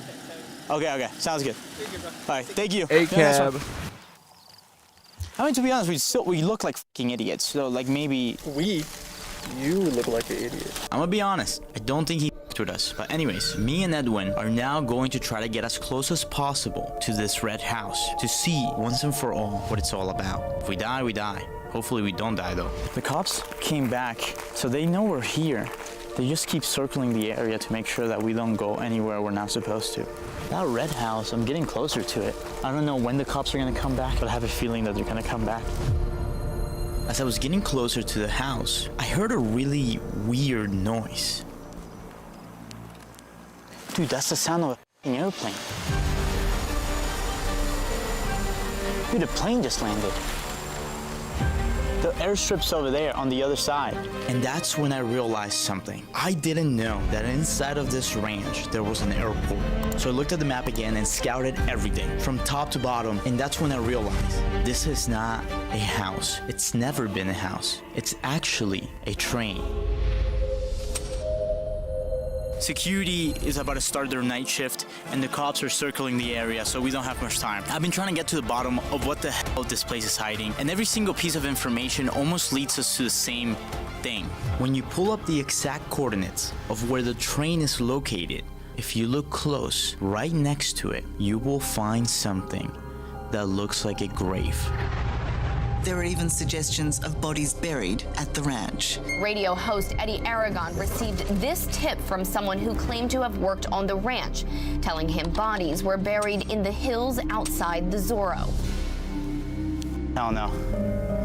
Oh, hell no. That's an animal, right? That's gotta be an animal. I ended up leaving the ranch terrified. This entire video, I haven't trusted law enforcement at all. But maybe it's time that I do, because at this point, I don't know what else to do. Maybe I just haven't given them a chance. New Mexico State Police, this is Stormy. How may I help you? Hi, I found a bag of bones near a ranch, and I just wanted to report this. I don't know if it's, it could be animal bones, but I just thought it was really strange, so I just wanted to report it. Dude, what? No worries, this phone call's being recorded. What was the... Hey, America Andre, welcome to St. Louis. I told them everything I found. I even sent them photos and videos and gave them the exact coordinates. And it's been over a month now, and I still haven't heard a single thing back. That's not even the part that terrifies me. If you search up the train on Google Maps, it's fully gone.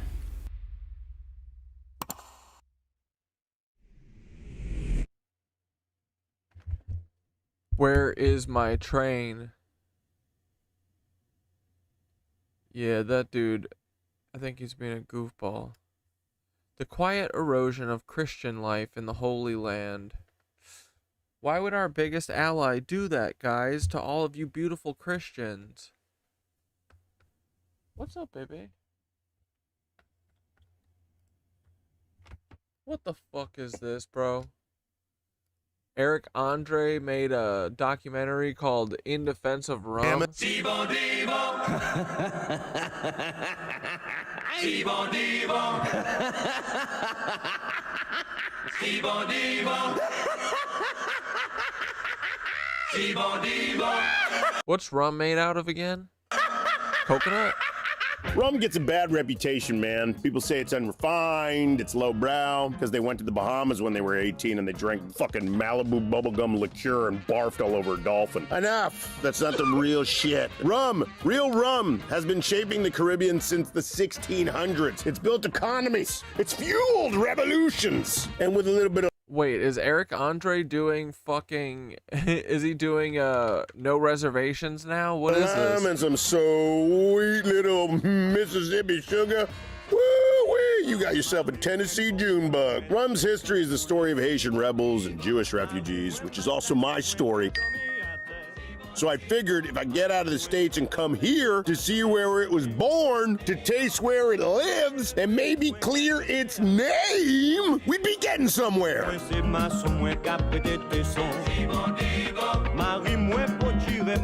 Oh, hell yeah, it's made out of sugar cane and molasses. Love that.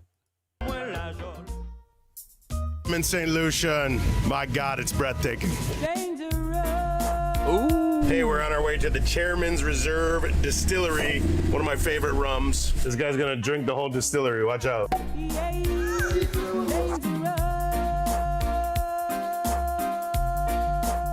What are all the misconceptions people have about rum? That is not prestigious drink. Rum is an amazing distilled spirit. Very prestigious. It's one of the few distilled spirits that is absolutely tasted straight off the distillation system. If you ever taste whiskey that is not aged, you would spit that thing out in seconds. This is my generous test. Molasses.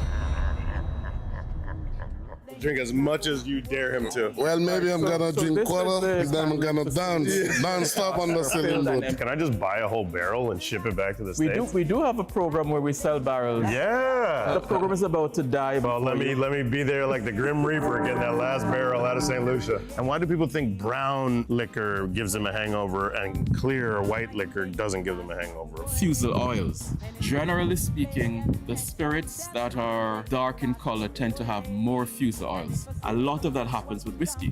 So that is why unaged whiskey has a lot of fusel oils. And spirits, because it's taking your spirit. Can give you a hell of a hangover. Yeah. Rum does not have that problem. Wow, can't wait to drink it. Yeah, I am dangerous. You getting a lab coat? I'm trying, but he said I'm too fat.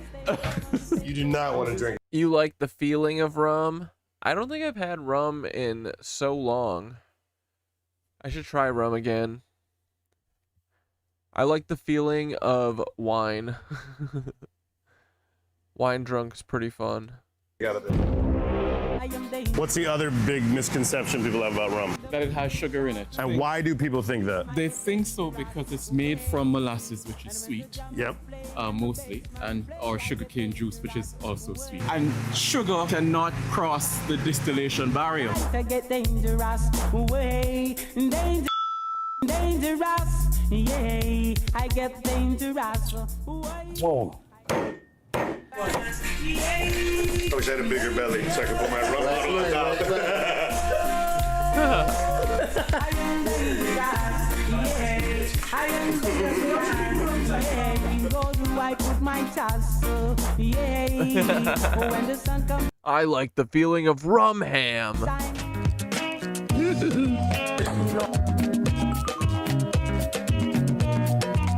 You go to the Caribbean and there's rum at every party, family gatherings, street fests. But rum began as a byproduct of sugar production on plantations. People thought molasses was just industrial waste. But it turns out one man's molasses is another man's treasure. That garbage was gold. And that means it's likely that the first people who ever encountered fermented molasses were enslaved Africans working those plantations. Rum was created and invented by enslaved African people in the Caribbean. Not exactly a party, but over time, the islands reclaimed rum as something joyous, something shared, something that sometimes makes you say shit like, smells like deep fried pussy juice. Carrie, where are you from?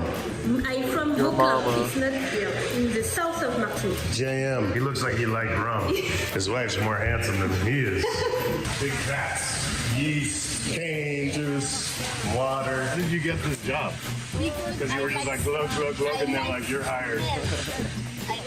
Oh, you like the smell of rum? That's it. Dun, dun, dun, dun. Can I take a picture of that?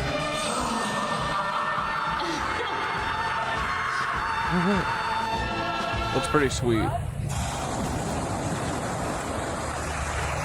Hey, I'm in Barbados.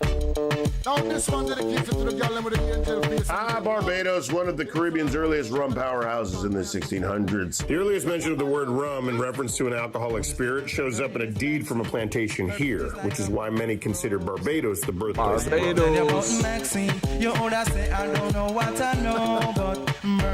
biggest misconception in rum is that it's made from sugar, because it's actually not made from sugar. It's made from molasses or sugar cane juice or sugar syrup. People think rum has sugar in it. Rum does not have sugar in it. Rum has no sugar. It's the absence of sugar. It doesn't need it. If you're adding in sugar, I always question why you're at. It's okay.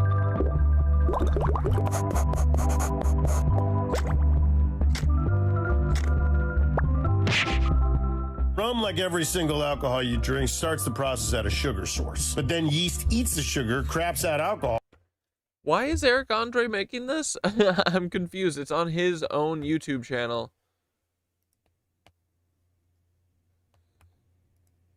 I get just a little love letter to rum. And dies Hell yeah. from the booze, leaving you with a beer or wine. When you distill that beer or wine and you evaporate the spirit into its new form, you have liquor. And all those liquors, rum, tequila, vodka, gin, whiskey, and brandy, they don't have any sugar in them. Unless you add sugar and glycerin and other crap to it afterwards. But really, you don't have to add that stuff because good rum without it tastes delicious. So to recap, rum naturally on its own has no sugar. Dude, did Big Rum fucking hire Eric Andre to make this? Myth busted.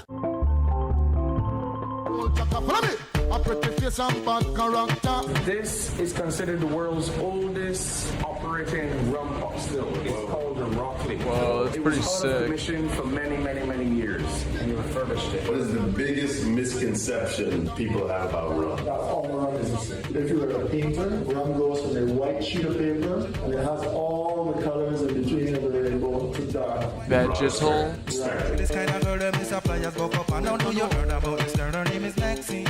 Her beauty's like a bunch. Jewish refugees fled persecution from the Inquisition in Portugal in 1492, and then again in Brazil in the mid-1600s. It was those nearly 2 centuries of living in Brazil that gave them expertise in sugar cultivation and processing. So when they fled to Barbados, Jews brought with them insane sugar production skills, and they went to work. So with help from displaced Jews, the Caribbean becomes the new sugar capital of the world. We already know that where the sugar is being refined, molasses, that beautiful brown, not so useless goo, appears in hordes. So Barbados, king of sugar, thanks to the Jews, naturally becomes Barbados, home of rum. According to many, thanks to the African slaves working those sugar plantations. The earliest rum. Is this gonna end up being some like Israel invented rum shit at the end? Rums were called Kill Devil or Rum Bouillon. Some people think the name rum comes from that. Some people think it's from the Hebrew word to get fucking high. These Jews were getting lit. Rum, like so much of the best stuff, is tied heavily to displaced people, carrying their knowledge and culture across oceans. No one has done more with less than my ancestors on both sides, with the hope that the generations that follow could suffer a little bit less.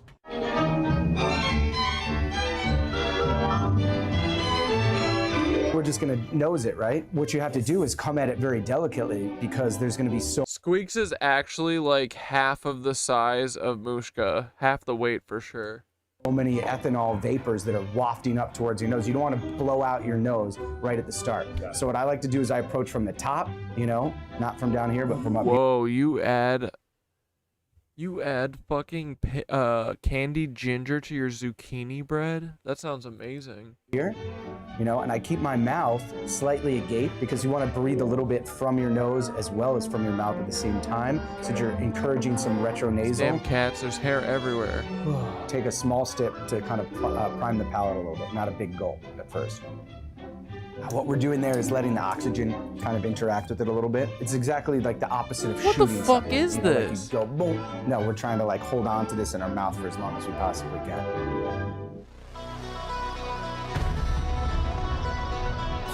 This isn't for rookies. This isn't for beginners.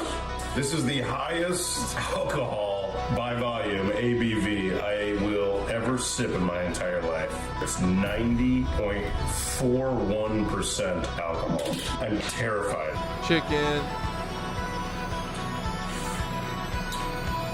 It's actually fucking delicious. But it tastes like salad.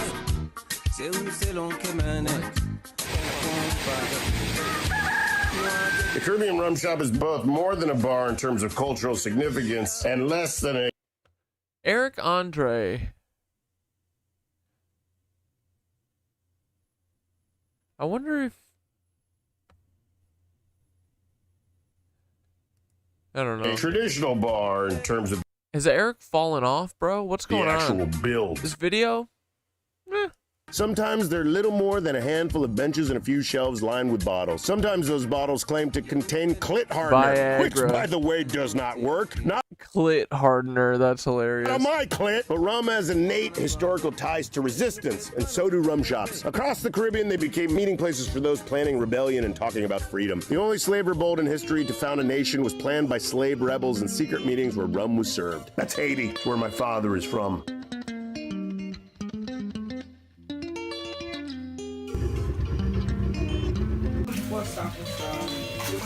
This is where rum comes. Did Eric Andre's dad, perchance, translate for the CIA in Haiti or something?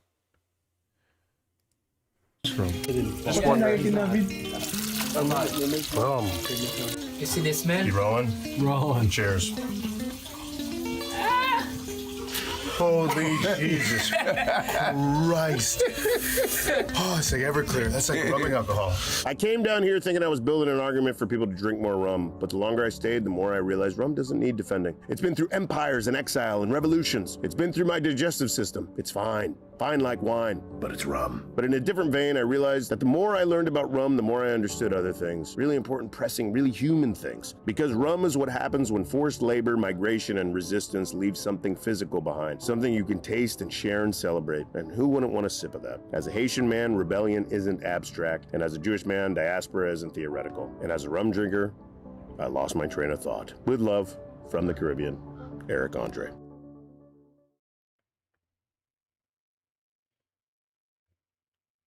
Huh. Interesting. Very curious.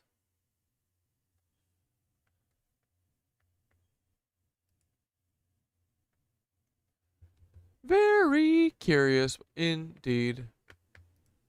Wait, why is this video called Why It Sucks to Be Born as a Platypus? I doubt that very much. Because apparently, evolution couldn't make up its mind. You're stuck in this hard shell for about 10 days, packed into a damp burrow your mom slapped together at the edge of a creek. Eric is... Wait, his mother is a Levite. Eric is born a priest of Elohim. Oh, Paul loves Elohim. Was that where Eric was born too? Elohim City? No sunlight, no fresh air, just the earthy smell of mud and whatever fungi are growing nearby. Your mom, who is somehow both a mammal and a discount duck, runs around, occasionally checking on you and your siblings. Not to, interact with you, but to make sure you're not eaten by a snake or squished under her own weight.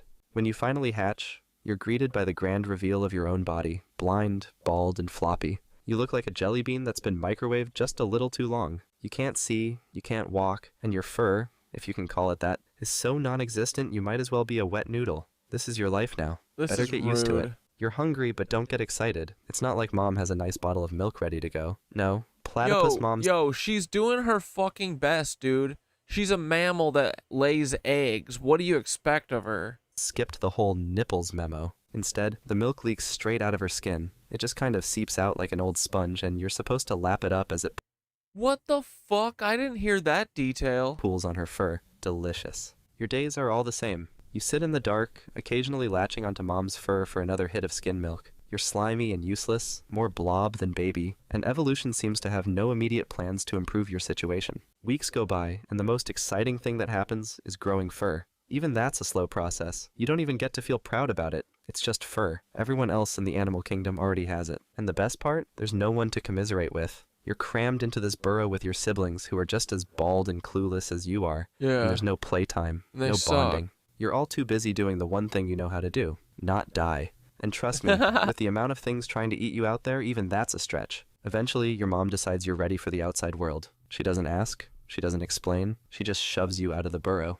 You waddle down to the water, mostly because gravity makes the choice for you, and then, splash, you're in. You immediately discover swimming isn't the graceful, intuitive skill nature documentaries make it out to be. You try to paddle, you sink, you panic, you swallow water, you bob back up like a soggy sponge only to get dragged by the current. You paddle harder, still sinking, still panicking. Your mom, she's already swimming away. Thanks for the pep talk. Once you stop flailing long enough to figure out how your webbed feet work, you manage a kind of pathetic doggy paddle. Unfortunately, it's at this moment you realize the water isn't safe. Birds circle overhead. Snakes slither near the shore. Everything with teeth seems to have spotted you. You dive into the mud because what else are you going to do? Fight? No. You sit there submerged in a soup of muck, hoping they lose interest. Sometimes they do. Sometimes they don't. Either way, you stay in the mud until the danger passes, or until you remember you can't breathe underwater. Then you paddle off, looking like a half-drowned leaf. You're hungry, so you hunt. Except hunting, as a platypus, is less dramatic chase through the wild, and more stick your face in the mud and hope for the best. You use your bill, which is basically a high-tech gadget slapped onto your face, to detect electrical signals from worms, shrimp, and other tiny creatures squirming in the muck. This sounds impressive until you realize what it actually involves. Sticking your head underwater, feeling around blindly, and hoping something wriggly ends up in your mouth. Sometimes you find a worm, sometimes you find a rock. Yes, a rock. You don't spit it out either. You eat. No, Elsie, that's super not true. 90% of Jewish people are Zionists? No. It's like, I'm pretty sure it's like less than 10%. 90% of Zionists are evangelical Christians.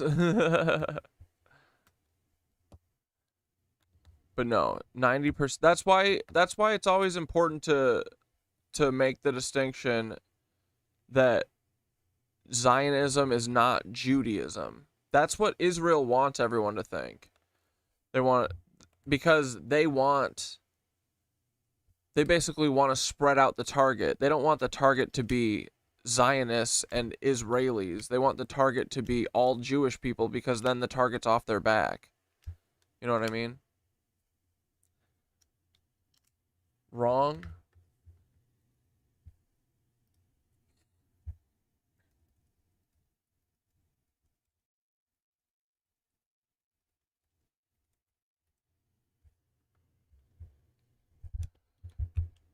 Ranges from 37 to 70 or 80.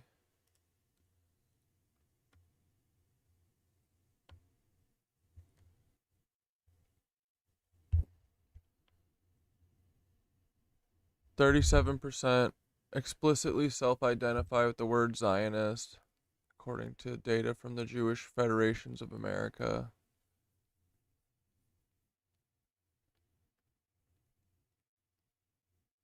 (70 to 82) express general self-identification as Zionists.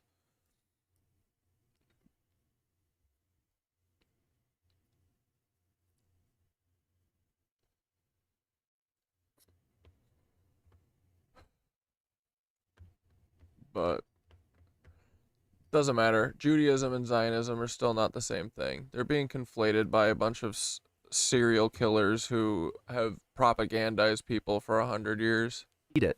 Not because not you're longer. starving, but because eating rocks apparently helps you grind up your food. That's your life now.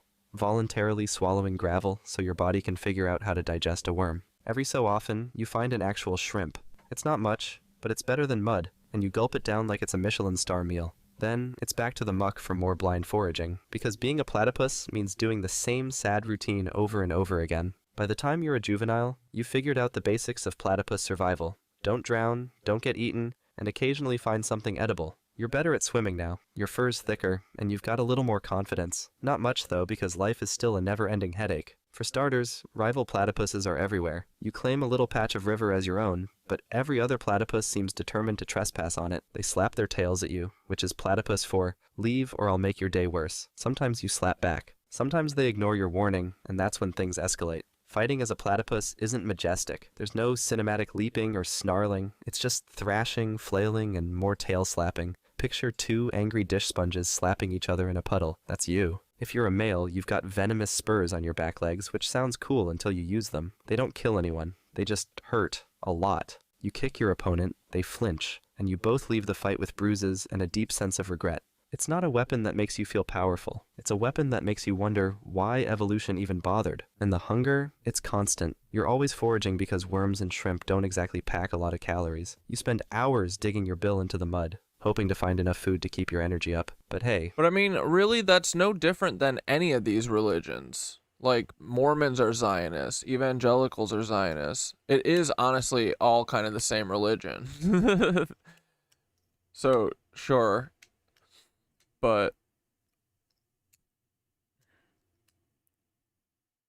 this whole thing isn't just Jewish people. It's a huge group. They're all fucking Zionists. There definitely is way more Christian Zionists than there are Jewish Zionists. How are evangelical Zionists? Because they want all... I mean, dude, why do you think they're supporting Israel? It's because they're fucking Zionists. They want all Jewish people in Israel so they can do the apocalypse. That's what Zionism is. They support killing all Gazans and killing all Arab people, stealing their land so we can send all Jewish people to Israel, and then Jesus is going to come down and strike them all down. That's the whole plan. That's all Zionism. Catholics are Zionists. Catholics are the ones who's been running the fucking the crusades for the last 1,000 years. America is Zionist. Manifest Destiny is Zionism. It's all fucking Zionism.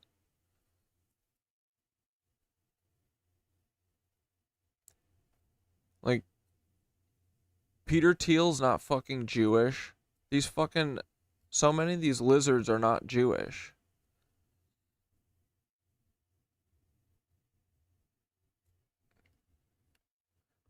But evangelicals big time Zionists.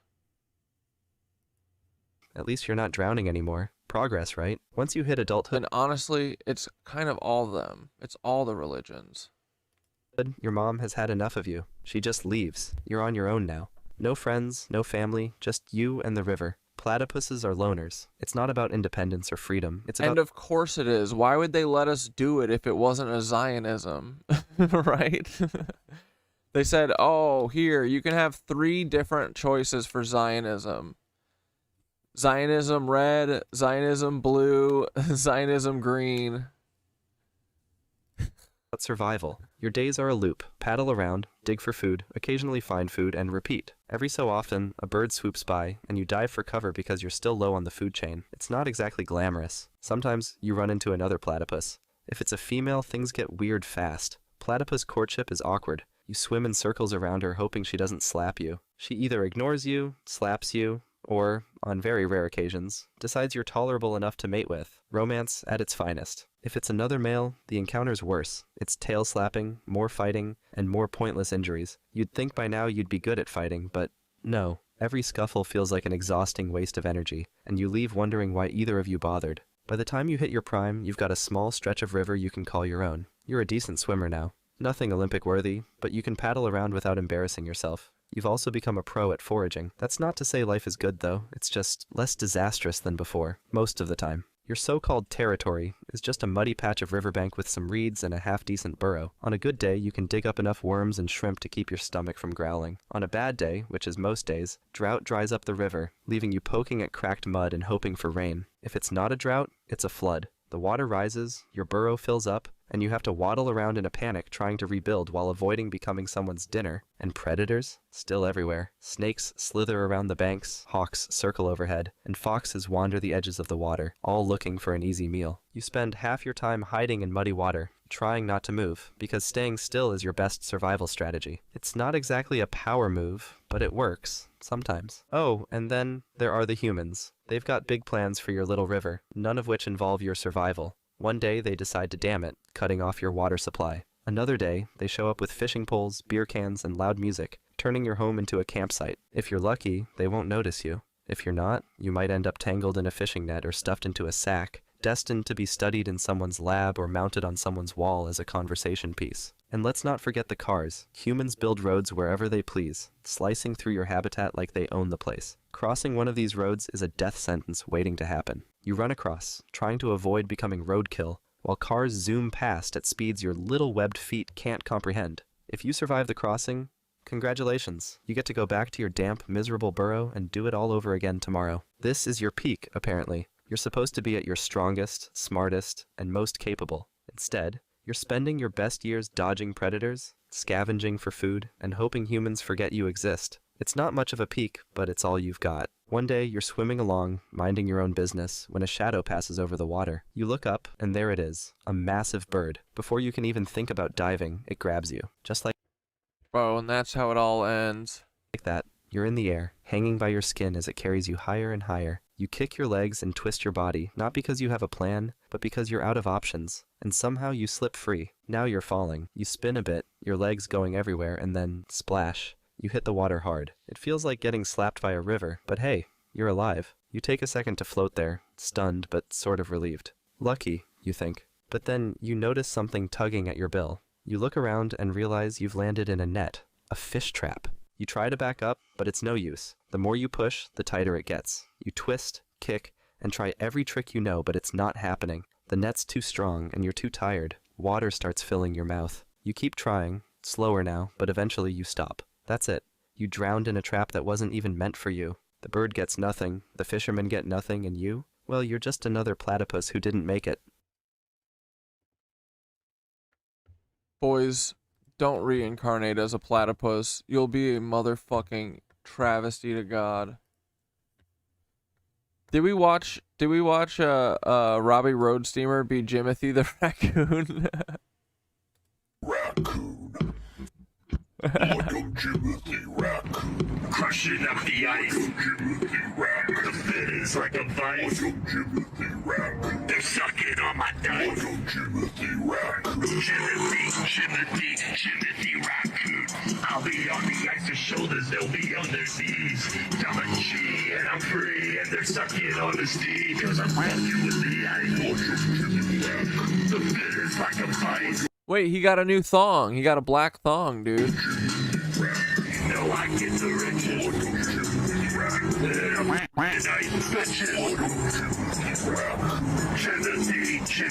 Jimothy raccoon. Stay out? But the gates are open. Are you guys not having an open house today or something? Ah. Like a Jimothy raccoon. Like a Jimothy raccoon. Jimothy. Like a Jimothy raccoon. Crushing up the ice.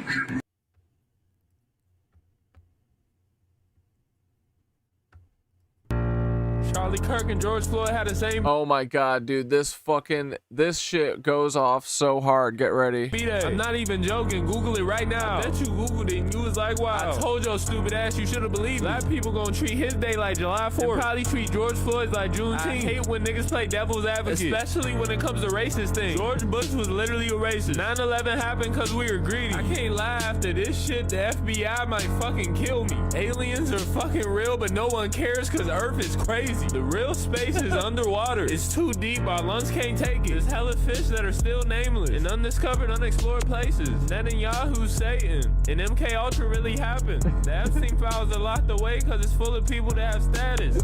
Malcolm X got killed and white people was happy as hell because he mattered. MLK got killed and white people ain't even care because he was peaceful. Vladimir Putin scares me. I don't know, something about him.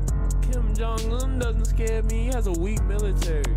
But he's still a little threatening because his nuclear weapons are deadly. North Koreans don't have the internet. They can't even watch this. It's funny when you think about it. Our president is a convict. George Zimmerman's still a bitch. I do this shit for my mama. Whoopi Goldberg had a white boyfriend and he said the N-word. Mel Gibson said the N-word. John Mayer said the N-word. Eminem said the N-word. Quentin Tarantino wrote a movie and he made himself say the N-word. That nigga Thug moving backwards.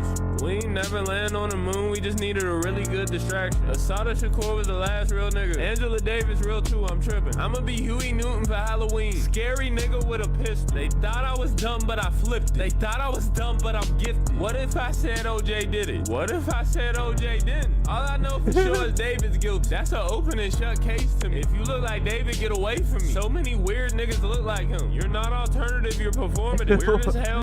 I didn't realize he's saying that because he literally looks like him.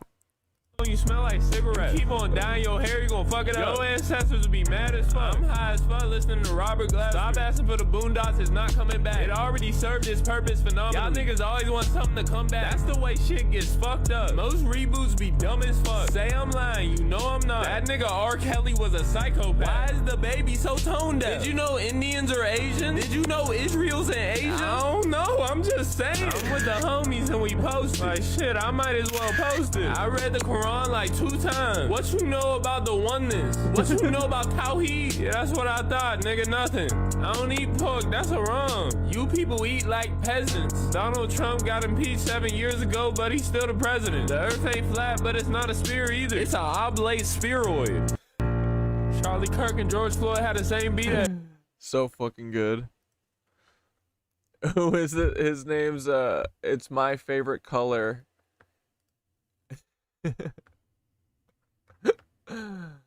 Dude, his cadence immaculate. We gotta make him friend of the show. Oh dude, literally the fucking Lindsey Graham's funeral was an actual it was a funeral for a mob boss. Like dude, I think they are just the mob. It's just the mob. Look at this, tell me it's not the mob. This is Tony Soprano handing out orders to kill Uncle June at fucking Pussy's funeral or whatever the fuck.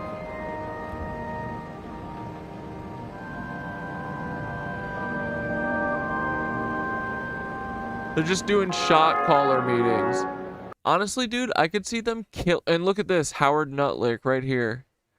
I could see them killing Lindsey Graham just for a reason for everyone to meet all in the same room and just fucking jib jab and yap around.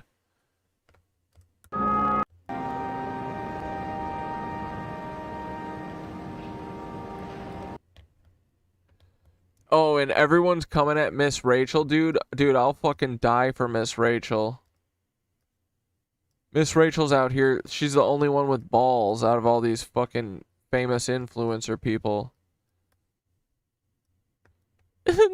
Miss Rachel punching the KKK person's head off. I love how Miss Rachel snuck into all these white folks' homes and basically said, "Surprise, motherfucker, I'm actually with the people." Why is Miss Rachel controversial? Being against genocide isn't controversial. Staying silent about it is. Miss who? That's what the State of Israel retweeted. Yo, get the fuck out of here. Miss Rachel.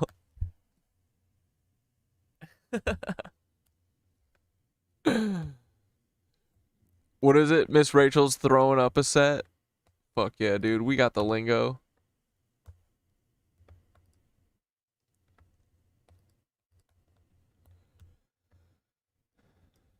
Oh.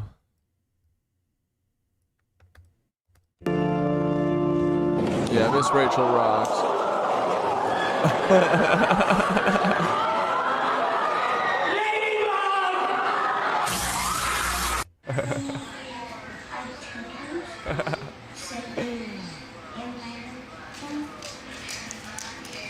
I need it one more time. Come on.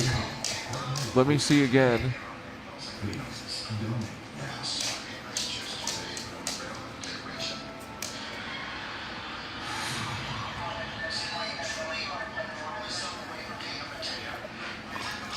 Oh yeah, we're banging sets. You're right.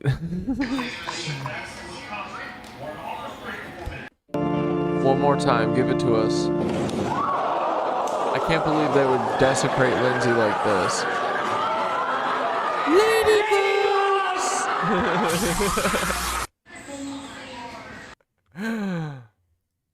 Oh man. This was so good too. You're in a firefight with Kyle Rittenhouse, but his shit's so jiggly in a way that's so mystical, it genuinely flames your shit.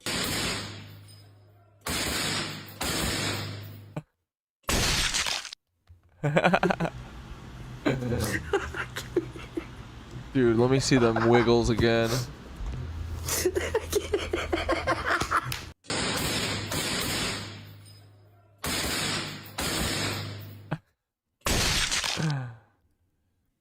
Your theory is Trump had Putin kill Lady Ghislaine or Lady Graham. He was pissed that Lindsay was a big supporter of Ukraine. Trump sent a message to all senators with that hit. Fuck yeah. And Netanyahu was just in there like, Rubio, you want to be fucking next? Come on. Don't listen to me and see what happens. They probably butt-plugged Lindsay to death.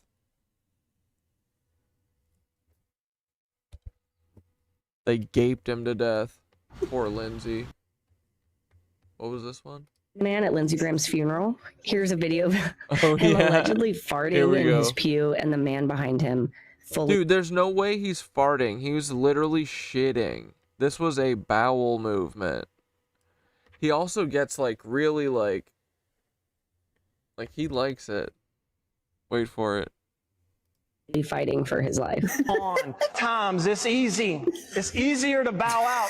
It's easier just to go a different way. It looks like he's like vomiting in his mouth. Here's the thing. I just want to take everybody Trump's back like- to a moment in the Oval Office not that long ago that the exact Trump's like, yes. Yes. Yes. same thing happened. And then I distinctly remember very, very good sourcing. I mean, Yeah, and the heart attack is totally the Russia move. Even in the Americans, that's how they would do it. I have this on the absolute premier golden rule authority that during Trump's criminal trial in New York City, the stink was so bad because of farting. Remember, he kept falling asleep. Wasn't it reporters that were saying this too? Yeah, but I have an even closer source to the scene of the crime that was like, it was impossible to concentrate because of the farting. Dude, what is the farting Trump almost killed a from? man at Lindsey Graham's. Is the farting just from... He's just constantly shitting his pants from the McDonald's? Oh, dude, here's a view of the moon last night when they were playing. This is from the bus driver of the show. His name's Bus Driver Jerry. See how it's basically literally on top of the water. This is the theater and it's in the water, and then the stage is around the outside.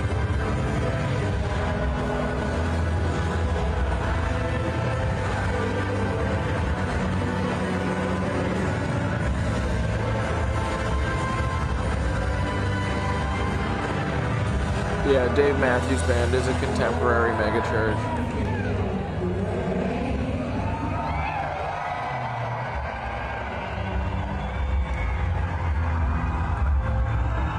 Yeah, look at that. Dude, it was so much bigger. I don't know why cameras shrink the moon, dude. I'm convinced. Wait, Cruz was supposed to go to Israel before Lady Ghislaine died? Or Lady G died? Lindsay?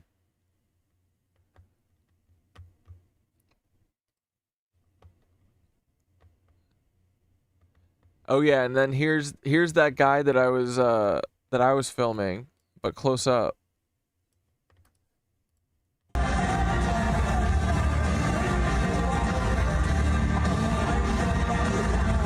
Don't drink the water.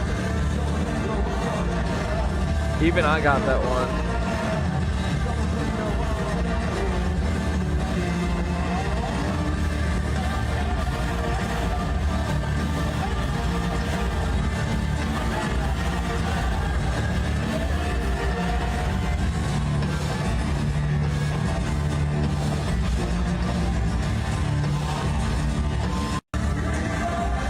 Yeah, you can't stop listening to Sierra Farrell. Dude, she's the best, right?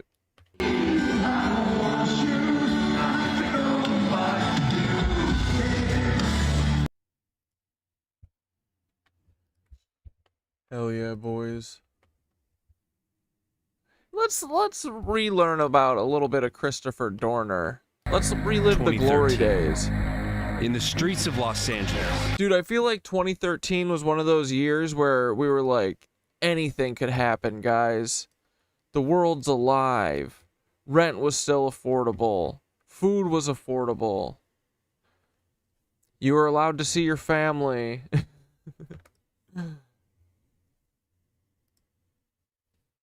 A disgruntled former LAPD officer ignites a brutal 9-day campaign of vengeance, vowing to kill any and all police officers throughout Southern California, declaring an open war on law enforcement and their families. Armed with a Chris Vector submachine gun and a military background, the gunman ambushed officers from county to county, triggering one of the largest manhunts in modern history, spanning from the San Fernando Valley to the snow-covered Big Bear Mountain wilderness, where the standoff reached its fiery end.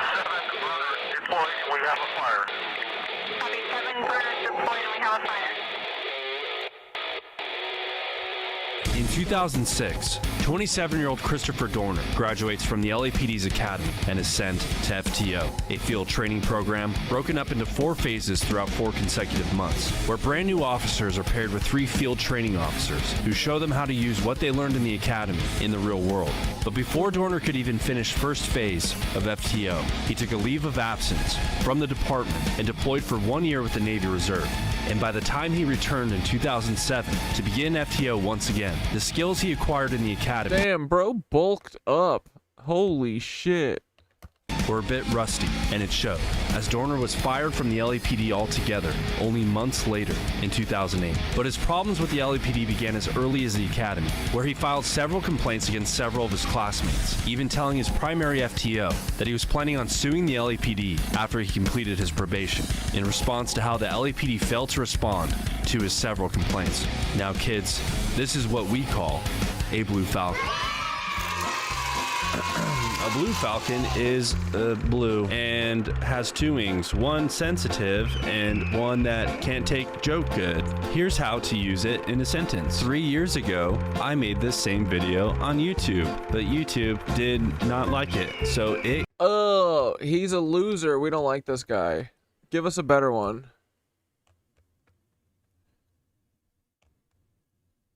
Here, wait, let's just watch some of the news and see what they're saying. Because there's not going to be any cool... There's not going to be A high-stakes manhunt is intensifying in California as police scour the Los Angeles area in search of the man who allegedly killed 3 people in a revenge-motivated shooting rampage. But this is no ordinary manhunt. The man they're looking for was once a cop himself, armed, dangerous, and equipped with the same training as those tracking him. ABC's David Wright has the latest. New images of fugitive Christopher Dorner taken by surveillance cameras. The trouble is, they were not taken today.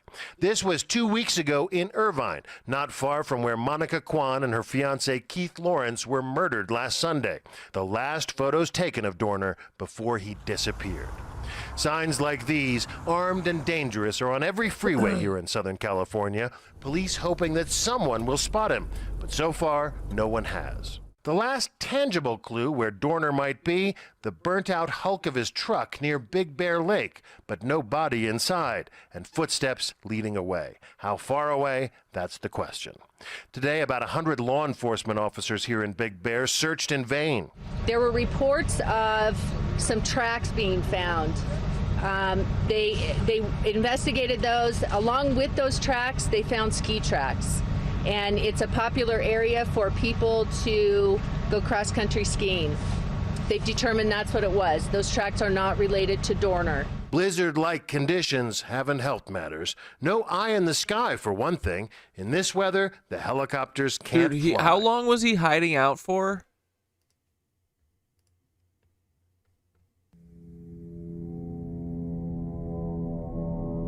In February of 2013, the Los Angeles Police Department found itself in the middle of a manhunt that would last more than a week.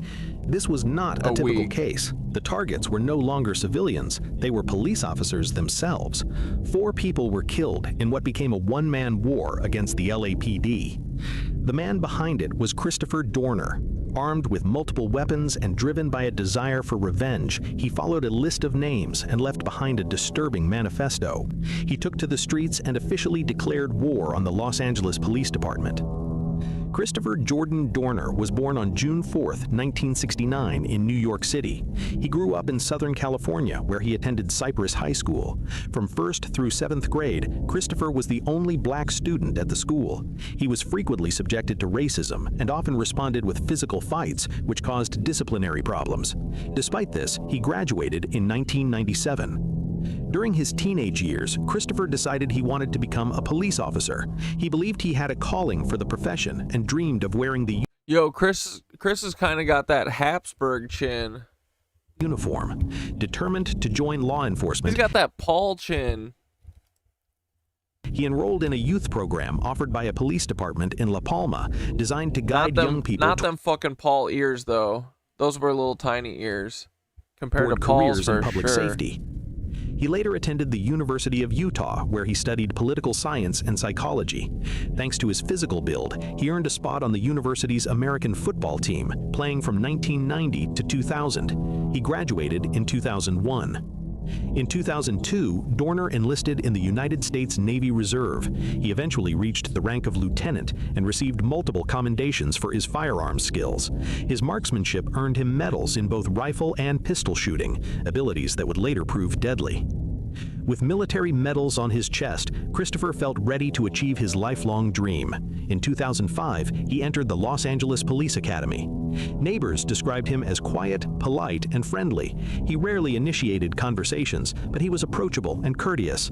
At the time, there were no obvious signs of disturbing behavior. He showed no fascination with death, had no criminal history, and appeared stable. He married but had no children. The marriage ended in divorce in 2007 for unknown reasons. While he made friends easily and often smiled, several ex-girlfriends later described his temperament as unstable. His patience was short, and his mood could shift from friendly to intimidating within minutes. In July of 2007, while still in training, Dorner was partnered with Officer Teresa Evans. They responded to a call at the Doubletree Hotel in San Pedro involving a man named Christopher. Dude, he got caked the fuck up. Gettler, who suffered from schizophrenia and severe dementia. The suspect was restrained and arrested without major incident. According to Evans, this video sucks too. There's no good videos about our boy Christopher.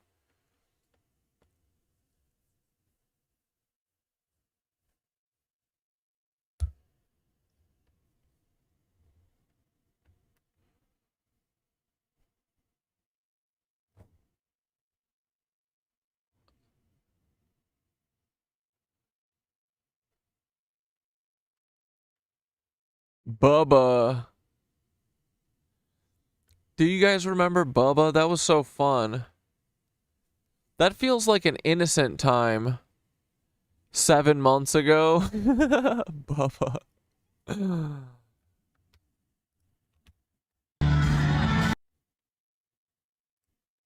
Oh, did you guys see Allie got kicked off of fucking TikTok and she said she's not going back?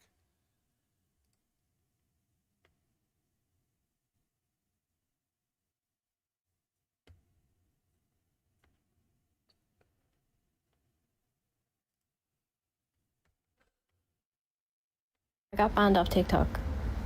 I'm recording in CapCut. I'm not going back here. We're done. This is, I don't It's okay. I think Instagram's editor's a little better anyway. But the problem with Instagram's editor is if you leave the fucking video, like you can leave the TikTok editor and just swipe out and go to a different app, close your phone, whatever, come back to it in 3 hours and it'll still be open. If you fucking step out of the app while you're filming an Instagram, that motherfucker's gone. Gone. Need them anymore. I have the same amount of followers on this app. I have my YouTube, which has 10% of the followers. And I have an email from a publisher. TikTok was literally extracting my value and your attention and then bullying me for not weaponizing that relationship to serve them. Keep it, mate. Keep it. If you know anyone that still uses TikTok, don't be friends with them. Tell them that's a Nazi app. Invite them to my essays. And I am going to start researching properly about self-hosting my own videos. So if you know about that, leave comments, suggestions, or offer yourself to help me, and I'll set up some Zoom calls this week, and the videos are going to have to change format slightly. Poor Allie. It was bound to happen, though. She stumbled on the Holy Grail.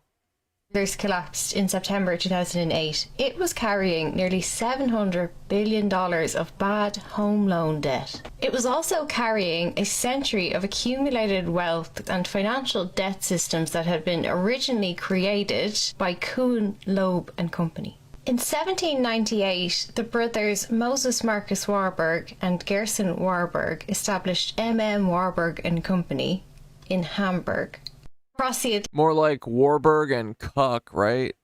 Not Co. It should be Cuck. Atlantic in 1867, merchants Abraham Kuhn and Solomon Loeb established Kuhn, Loeb and Company in Cincinnati, Ohio. Then, in the 1890s, the two younger brothers from the Warburg banking family in Hamburg, Paul and Felix, moved from Germany to New York City. Paul Warburg married Nina Loeb, the daughter of the co-founder Solomon Loeb, and Felix married Frieda Schiff, the daughter of the managing partner Jacob Schiff.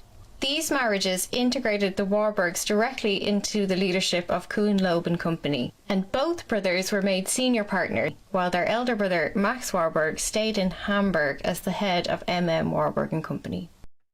Schiff, Frieda's father, was not a random outsider either. His father, Moses Schiff, was a Frankfurt-based broker for the Rothschild Bank.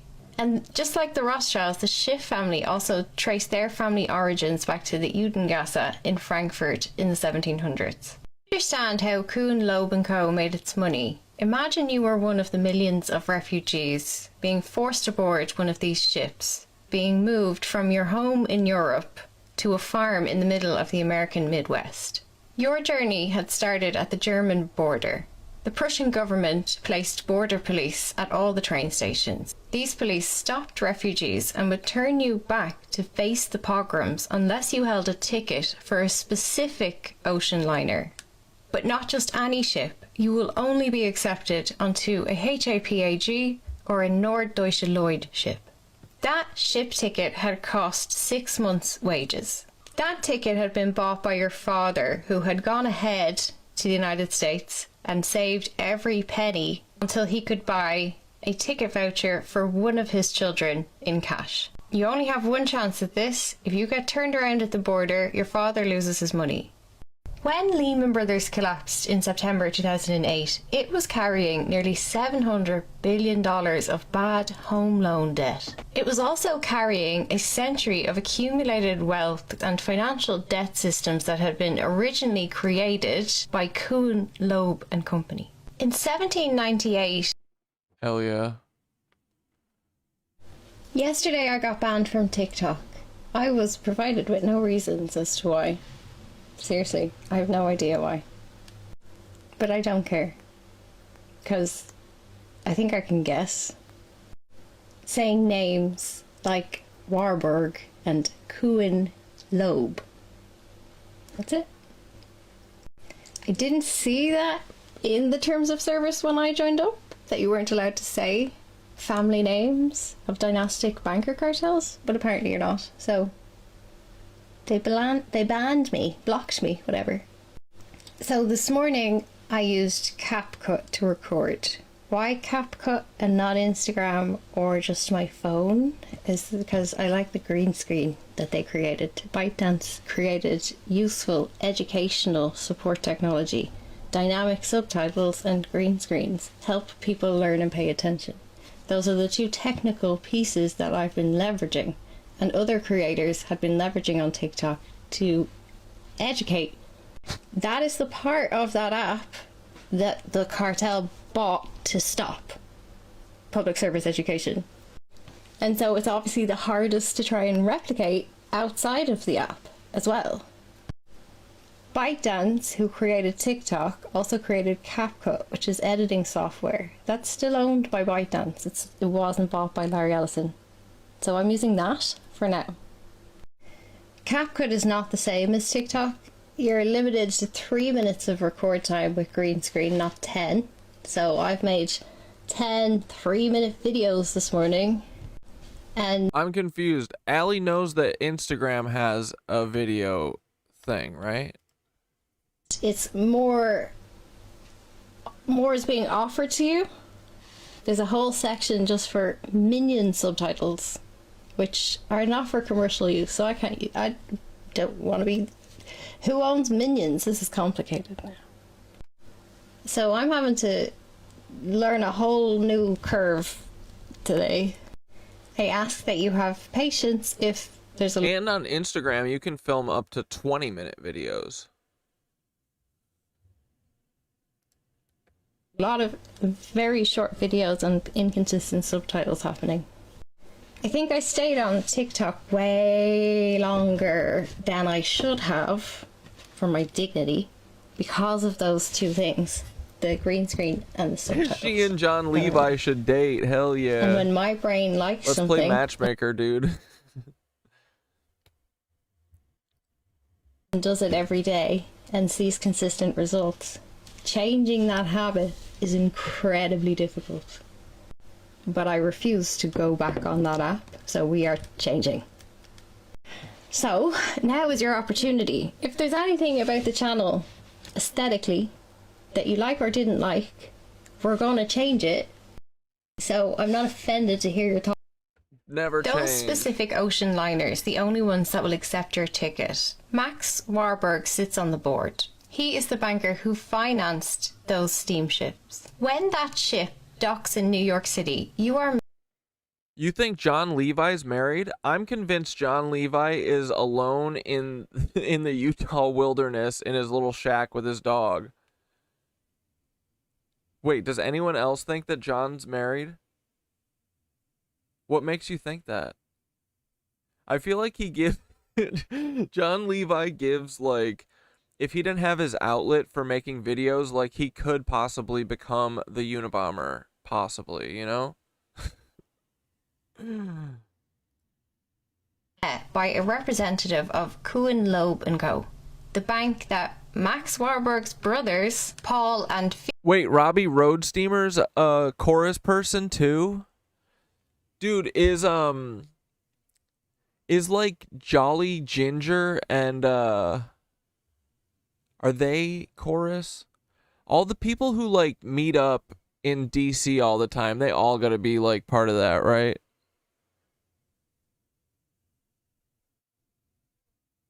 John Levi can't marry Allie. I'm gonna marry Allie, says a dabble do ya. Hell yeah. I thought he talked about his wife when he ran the coffee shop. Interesting. Maybe he did. Maybe I missed it. Jolly is a chorus too. Yeah, that Jolly guy gives me weird vibes. Often. It makes you so paranoid, you know? It's like, is there literally anyone? It's just Allie, Becca. Who else? Ty, Sierra Farrell. Who else?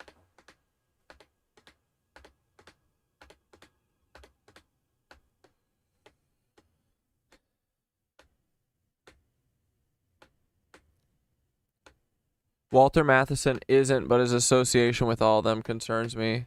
Is he like solo, independent? What do you hate about Jolly? What do you have any good like I haven't really had any good like definitive things where I'm like, "Oh yeah." But I don't know. He kind of gives me vibes. Felix. He uses black creators for his own gain. Who was that one guy? I forget his name. He must have been Chorus too. That guy that was like hanging out with Triv and some other person. And then everyone was like, "Yo, this dude's a deadbeat. Stop hanging out with him."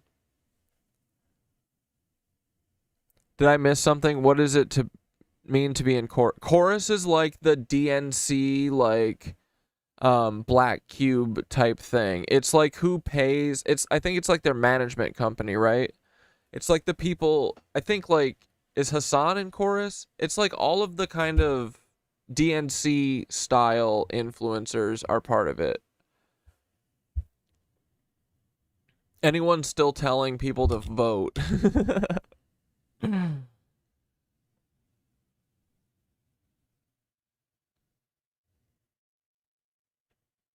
Wait, Jolly is a raging Zionist? He's like expressed that? Or like secretly, like how Mamdani probably is. Chorus creators are funded by the same people that fund Trump. Oh, but they're not. But wait, don't they pretend to be like liberal? Isn't it supposed to be like a liberal thing? Or am I mixing that up? Hassan isn't Chorus, but I do think Hassan is secretly paid by the Democratic Party. I mean, it's not even secret. It just appears that way, right? It seems to be fact. And if he's not getting paid, what a dumb, goofy bitch. He rides that Democratic Party line, boy. He loves it. Is Tim Heidecker's Chorus?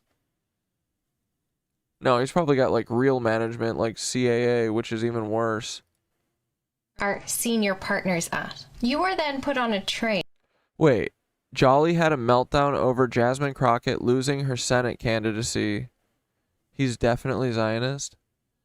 Wait, how is he a Zionist? He's like openly a Zionist and people still talk to him? Really? Operated by a railway. You're talking about that big ginger guy, right? That's his name, Jolly Ginger? Also controlled by Kuhn, Loeb & Co. You do not have a say about whether you wanted to leave Europe. You do not have a say about what ship you take to get here. You are not allowed to get off this ship in New York City and go your own way. You and your family were being... Oh, the Pod Save America cucks? Yeah.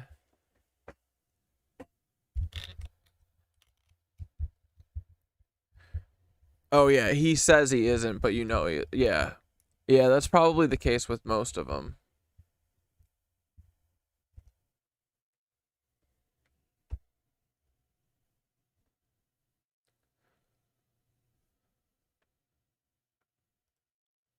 routed step by step through a single connected human trafficking network. When you step off that train in the American Midwest, an agent from Kuhn and Loeb offers you a mortgage. In 1862, President Abraham Lincoln passed the Pacific Railway Act. This act gave free land to railway operators. It said... Alake, we honestly barely covered the shitting his pants. we can watch another video now. We'll find something. Every 1 mile of railway that you lay down, the federal government will give you 10 square miles of free land. These railways that got these state monopoly contracts were owned and controlled by the bankers. They had paid $0. Here. You ready? Yeah. We gotta find all the good shots. Bro, this guy is Oh! Dude, the way Trump sits into it is just incredible.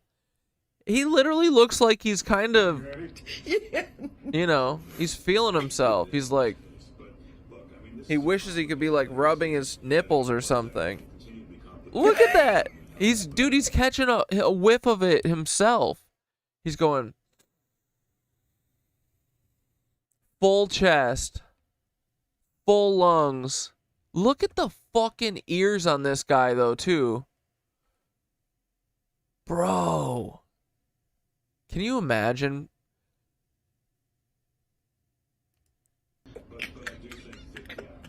You ready? Yeah. He goes.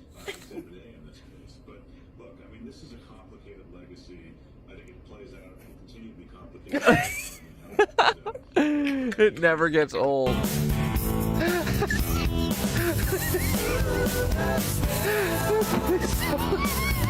Can you smell that smell?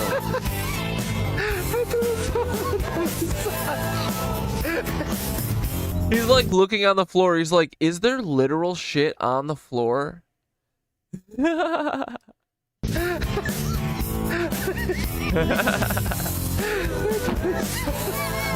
Dude is literally reconsidering every single life decision that led him to this moment.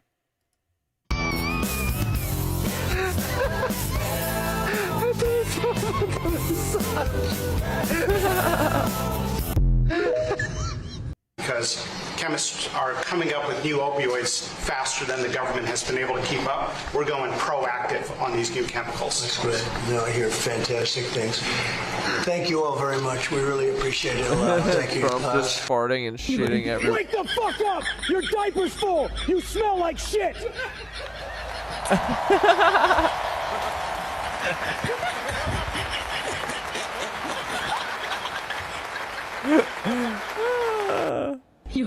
Wake the fuck up! Your diaper's full! You smell like shit!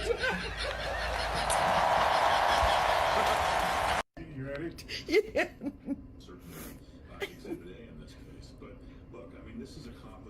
Dude, he's falling asleep.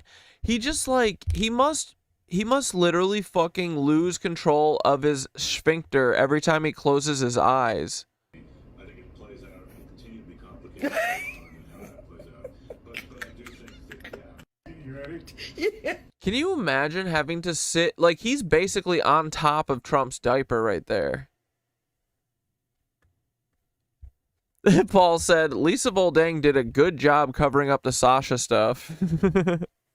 Yeah, Lisa Voldang wrote Nazi erotica material. Even though I heard this is totally fake, this is still awesome.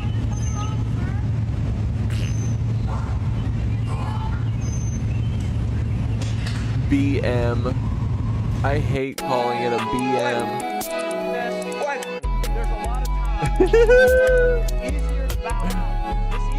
Bro's literally holding on for dear life to not throw up. Trump is so sweaty too. Look at how wet he is. Does Trump always poop his pants in public, and does it smell?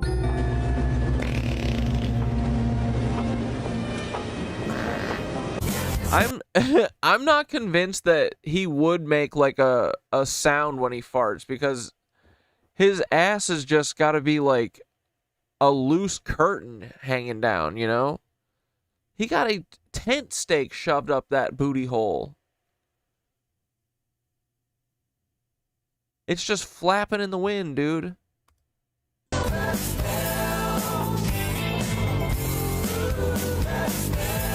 Again, working through all. Oh, wait, you think Lisa's so obsessed with chickens she might be a chicken fucker? I kind of get that vibe too, dude. Permitting to drive towards that so that we can be selling clean, reliable energy to our allies in the Pacific. Oh, that's right. He shit the fucking couch. Dude, there's so much evidence. There's like, this is crazy amount of evidence to not shit your pants, right? He pooped his pants in public. Dude, when he drained it on the couch, that's crazy. She can taste it. There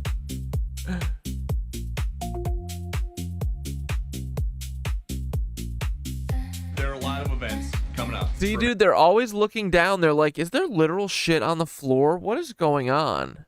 But it's just Trump's ass. America 250. The president wants people from all over to come to the nation's capital. Is he worried? Still smell like poop. He is worried about that. Does Trump always poop his pants in public? And he pooped his pants.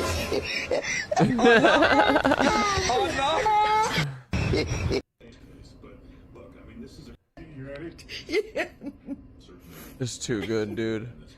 4-minute warning, boys. Trump is on the Epstein list, Epstein list, Epstein list.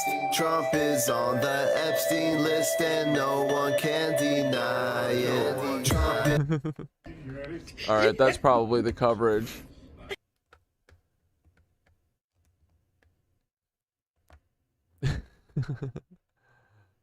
Trump is on the Epstein list.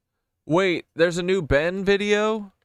Since we posted this Lego video, the chant brick by brick has gone insanely viral. It's become pretty much a household catchphrase. Here's some examples. Brick by brick, brick by brick.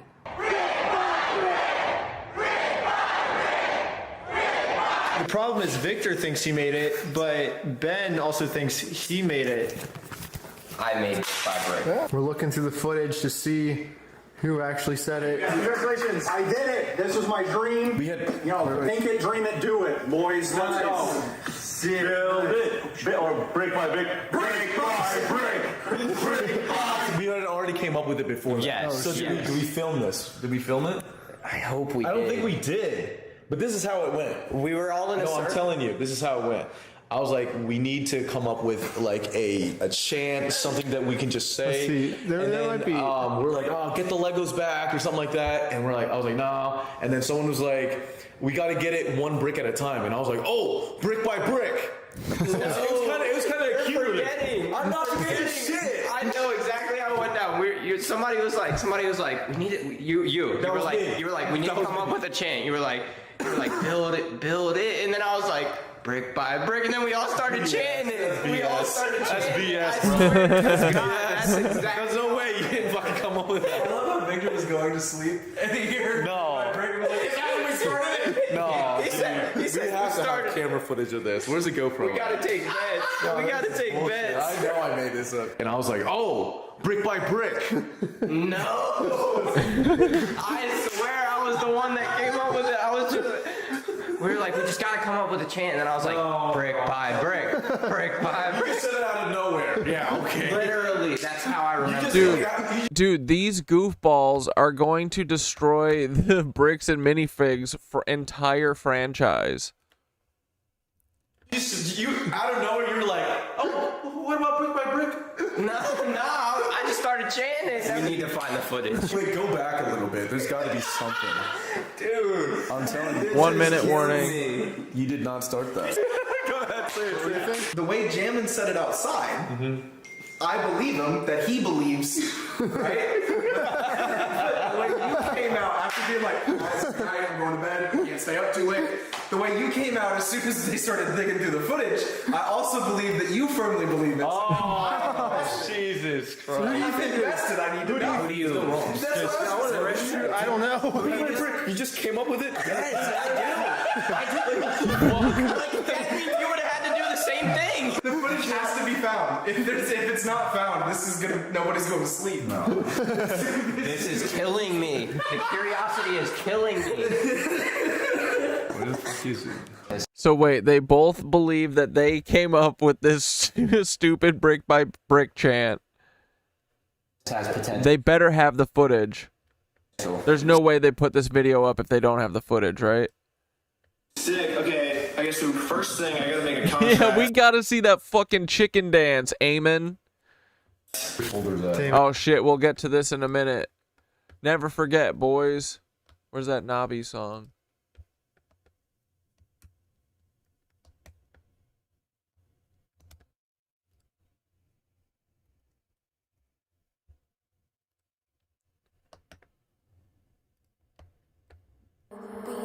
BJ Productions. Never break. Happy 9/11, boys. Smoke up. I can never break. Yeah. I can never break. I can never break. I can never break.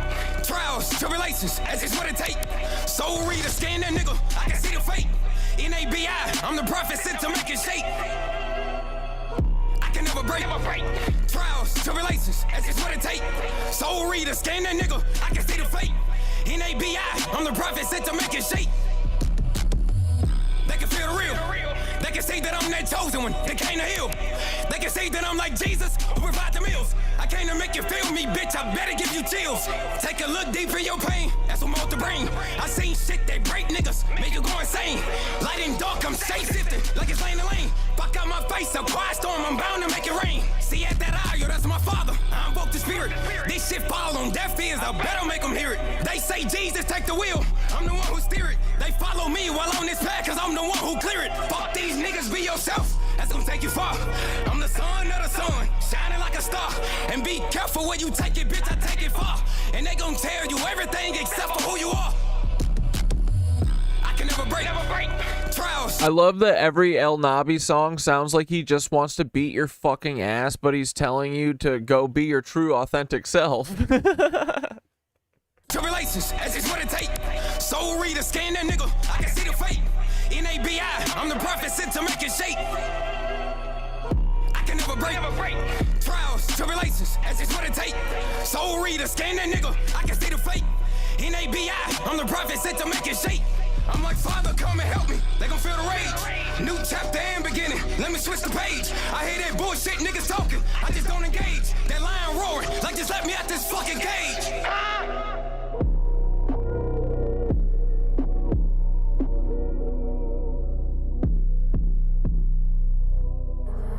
BJ Productions.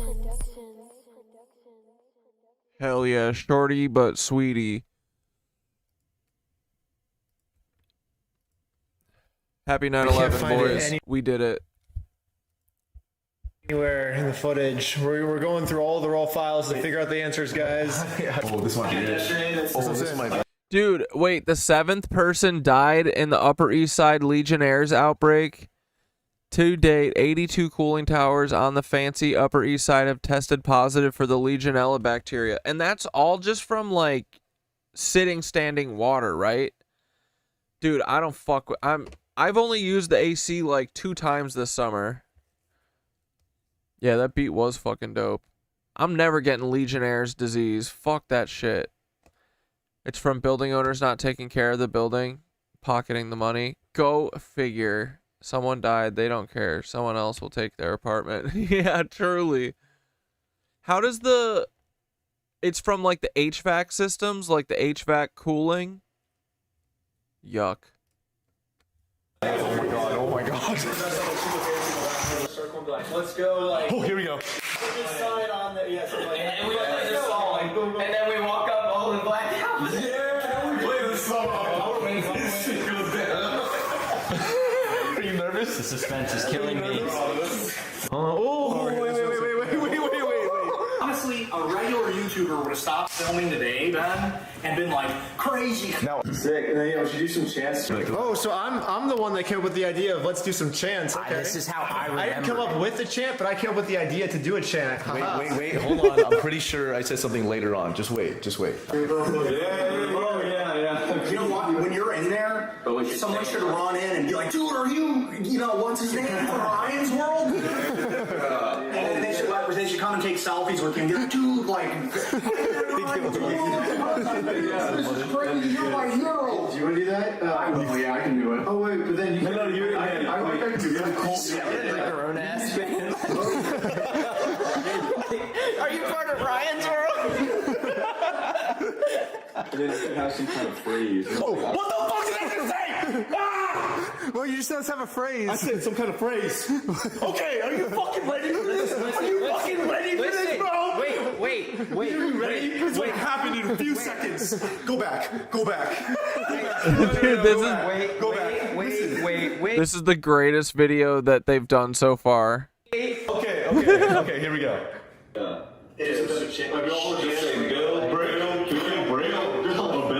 Build.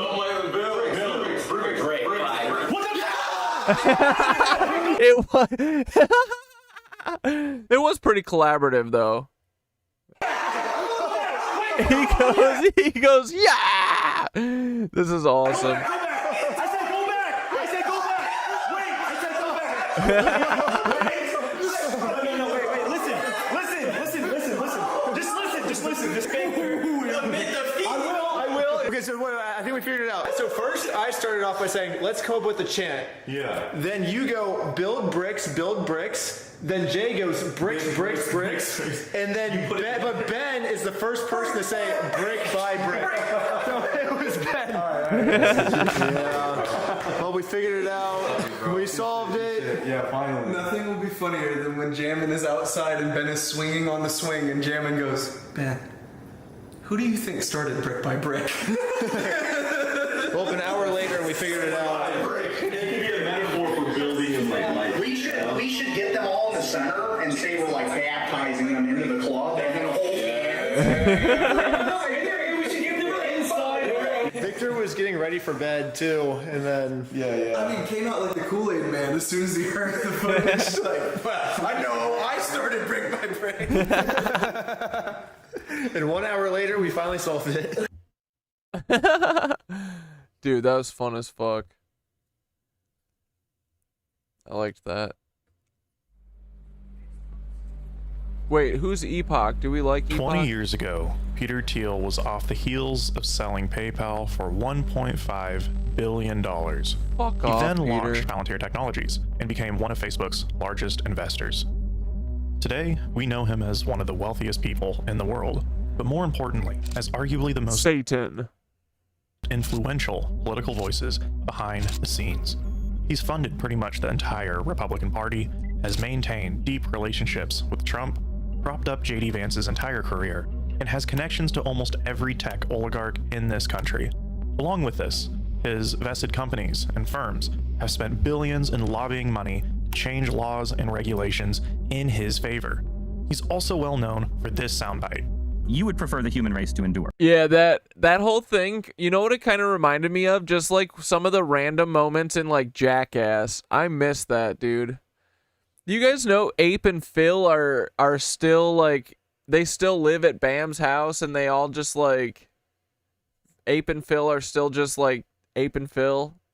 Phil's honestly like the sweetest dad ever, it seems like. I love him. But Bam keeps posting videos and stuff of them on Instagram. They just need to put a fucking camera in there. Don't even do the fucking stunts or the pranks. Just have Ape and Phil and Bam chilling in Pennsylvania, wherever the fuck they live. Cause yeah, that whole thing just reminded me of like something that Jackass would have done or something. Right? You're hesitating. Yeah, well, yes? I don't know. I would, This is a long hesitation. His brother lives in the castle still? That's awesome. This is a long hesitation. There's so many questions implicit in Should the this. human race survive? Simply put, Peter Thiel has his hands everywhere, and he has devoted his life to garnering as much power and influence as he can. But there's a crucial piece of information in his past I left out. It wasn't just PayPal he was up to. This is almost never mentioned because there Peter Hitler has been a complete information silo for decades, and only now are we starting to understand its scope. It's a small, secretive organization named Dialogue. Yeah, Dialogue Joseph isn't Gordon-Levitt. just an organization. It's quite literally, by definition, a secret society. Now, I understand the random YouTube internet guy feigning secret society doesn't have a good track record.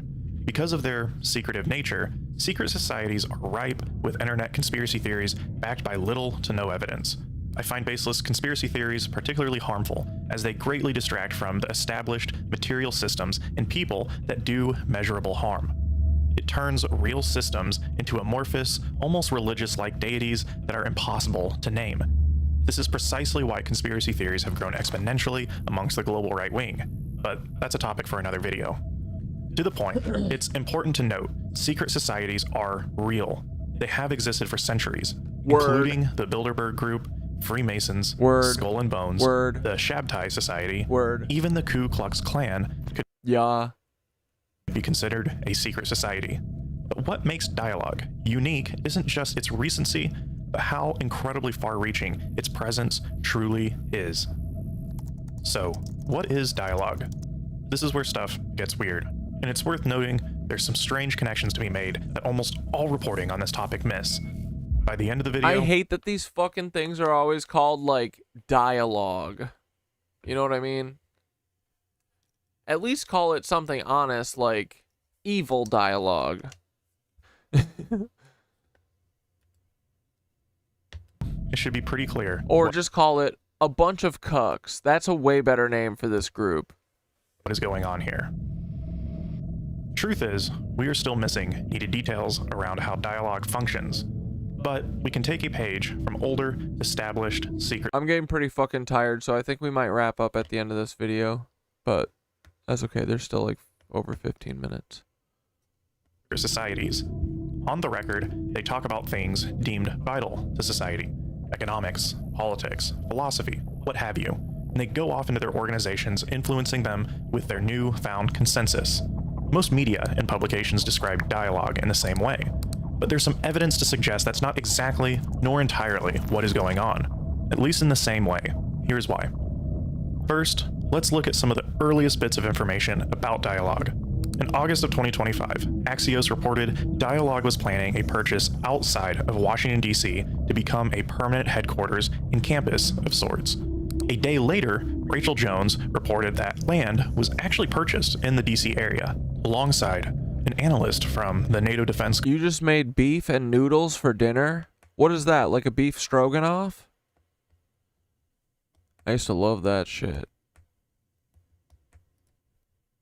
College Foundation, Gerardo Spagnuolo, did state, Dialogue is preparing the transition from its nomadic phase to an institutional one.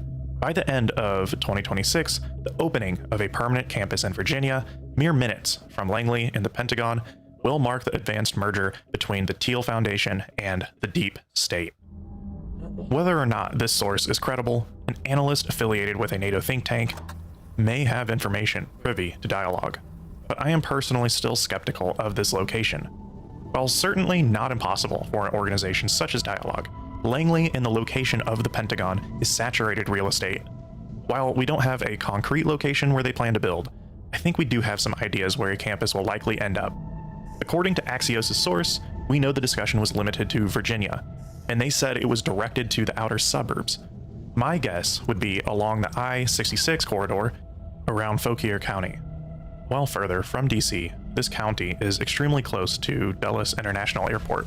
As stated, anything east of here is allocated to existing housing, nature reserves, and oh yeah, those girls that all seduced the Nazis and stuff and then killed them. We do need that. But we gotta recruit young boys. How do we would need like 12-year-old young boy hitmen to get to Peter Thiel. The federal government. It might be against our morals to do what would need to be done to get to Peter Thiel. He's not going to take a full-grown man. Yet, west of here is a bit more open, drivable to DC, yet private enough for most prying eyes, and perhaps most important of all, an existing epicenter of old Virginian money. But like many things regarding Dialogue, we are in the dark, and we have heard little since. That was until a leak occurred.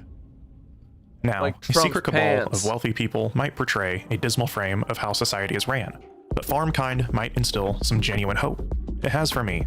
FarmKind is a small nonprofit, a group of good Samaritans who are helping make opinion safe. June 15th, in place with FarmKind.giving/Epoch Philosophy. Yeah, no, we can't stoop to their level and start creating children assassins just like them.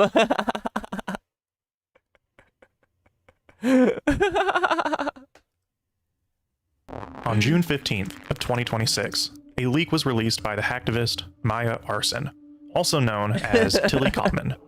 Many may know her from the Verkada hack and leaking the US's no-fly list. This resulted in the United States indicting her on conspiracy. Caesar salmon and Caesar salad and salmon? Fuck yeah, dude. Sounds incredible.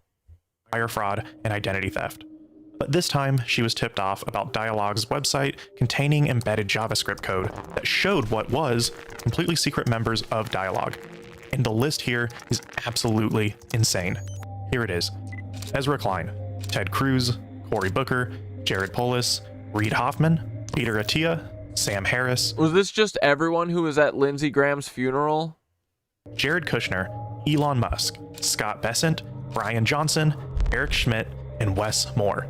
Even dude, that guy be looking goofy.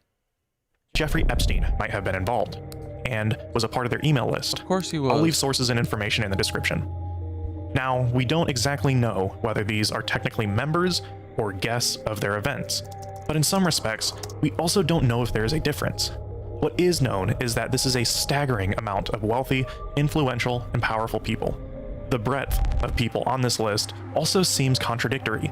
Republican Senator Ted Cruz and Democratic Senator Cory Booker. No, genius. Liberal commentator Ezra Klein alongside Scott Bessent, Trump's Treasury Secretary. When leaks such as this emerge, it explodes the notion of coherent moral principles amongst the upper or ruling classes. There are no moral principles with these lizard fucks. Or rather, that class... Hellscape blunt rotation, dude. What a nightmare. Wealth he forgot Joseph Gordon-Levitt. Is the principle that gels these people together. It's the belief system that stands above everything. Your faith, your moral disposition. Nothing stands in front of the mighty dollar and the power it exercises. So, what does Dialog talk about? Well, we know they are planning their 2026 retreat from August 12th to August 16th. It was rumored to be someplace around Dublin, but shortly after the initial leak, Powers Court Estate in Ireland, a classic historical Irish estate, came out with a statement that it was made aware that the Powers Court Hotel would be the location of Dialog's retreat, and that, quote, the estate wishes to unreservedly state that if it was within their remit, they would cancel the event planned. But it's not. Now, further onto the leaks, the topics were exposed, and the actual topics paint a really weird picture. Money does buy happiness. It's fun to be in charge. Bring back nuclear. Navigating. It's fun to be in charge. I don't remember hearing that one. That's good. World War III. We're literally in World War III. How pertinent. Battlefield technologies. And how's your sex life? If this isn't weird enough, get ready. Build a party, which will be headed by a former unnamed national security official in the US government. Yeah, because they're going to build the American First Party for Peter Thiel, and all of these guys are going to be like, yeah, guys, I think that this third party is totally independent and totally grassroots. We should all join it and vote J.D. Vance in as president. But the last may be the most fitting. Build a cult. Headed by Steve Gattina, the founder of the Christian social networking site Pray.com, prayersup.com. You couldn't make this up even if you tried. There's also another odd part of Dialog that was revealed. Dialog also acts as a matchmaker for wealthy, affluent individuals, people in the upper echelons of society. For Dialog registrants, they gathered information around whether they are, quote, looking for love, a single man or single woman. They also gathered more sensitive information, such as one's political leanings, which Dialog stated that, quote, will not be shared in the app or with other participants ever. This information was stored in an Airtable cloud database, which was exposed in the leak. Now, how might you get into Dialog? The most obvious answer is to, well, have a lot of money, or power, or perhaps do something exceptionally interesting in the eyes of other wealthy people. But the process has been revealed. In 2022, Andrew Gelman, a professor of statistics and political science at Columbia, was invited to Dialog. He detailed in his blog that he received an invite that would cost him a whopping $16,846. He declined. In this latest leak, it was shown Josh Brolin was invited by former Uber CEO and billionaire Ryan Graves, Brolin's application went as followed. I grew up on a horse farm, climbed parts of Everest, given Academy Awards, been nominated, written a book, had former poet laureates reach out, been friends with the greatest artists of our time, and smoked crack under a car at 3 a.m. in San Francisco. You can see he likely didn't take this too seriously. Dialogue actually grades these applications, because of course they do, and Dialogue graded Brolin's application as a C. A Brolin spokesperson told The Hollywood Reporter that he would like to know what the fuck he got himself into. Now, this is all well and fun, but the absurdity of Dialogue's organization lightens what is a possibly very dangerous project. Here's where stuff does get a bit scary. In November of 2025, a small Pakistani outlet, News Shoes, reported that Dialogue sent a delegation of its members to meet with Pakistan's Federal Minister for Finance and Revenue. This story went under the radar. Now, why would Dialogue send a delegation? It was reported that the finance minister was looking for energy restructuring, privatization of state-owned enterprises, and to further integrate technology and AI-based monitoring into their systems. Things individuals in Dialogue would like. Now, the individuals in Dialogue's delegation is definitely concerning. Simon Stevens, member of UK's House of Lords, Himanshu Gulati, member of Norway's Parliament, Veet Dengler, member of Austria's Parliament and publishing CEO, and Yasmin Green, CEO of Google's Jigsaw division. Google's Jigsaw is a whole entire video topic, but to give a quick overview, based in New York City, Jigsaw is dedicated to understanding global challenges and applying technological solutions, from countering extremism, online censorship, and cyber attacks to protecting access to information. This delegation from Dialogue is very explicit. High-ranking individuals in government and large influential companies, particularly those concerned with information. If you're watching this video, your own members of government may be meeting with foreign governments on behalf of a secret society. That's absolutely insane. It's disturbing enough Dialogue is proposing a headquarters near Washington, D.C. after Trump's 2024 election win, looking to influence American policy, akin to a secret lobbying apparatus. This very delegation in Pakistan signals that Dialogue has larger international aims. This is precisely what media outlets aren't talking about. Further, the fact that they sent an official delegation means they aren't just interested in bolstering its members and organizations they are part of, but of Dialogue itself.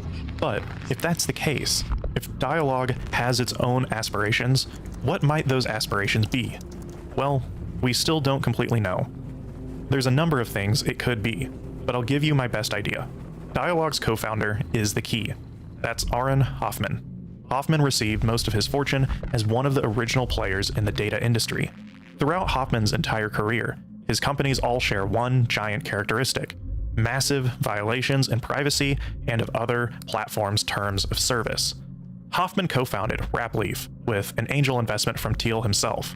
Rapleaf was a marketing data company where they were caught scraping social media sites such as Facebook and MySpace, and then selling said data to third parties and advertisers, all before data scraping was a common industrial practice.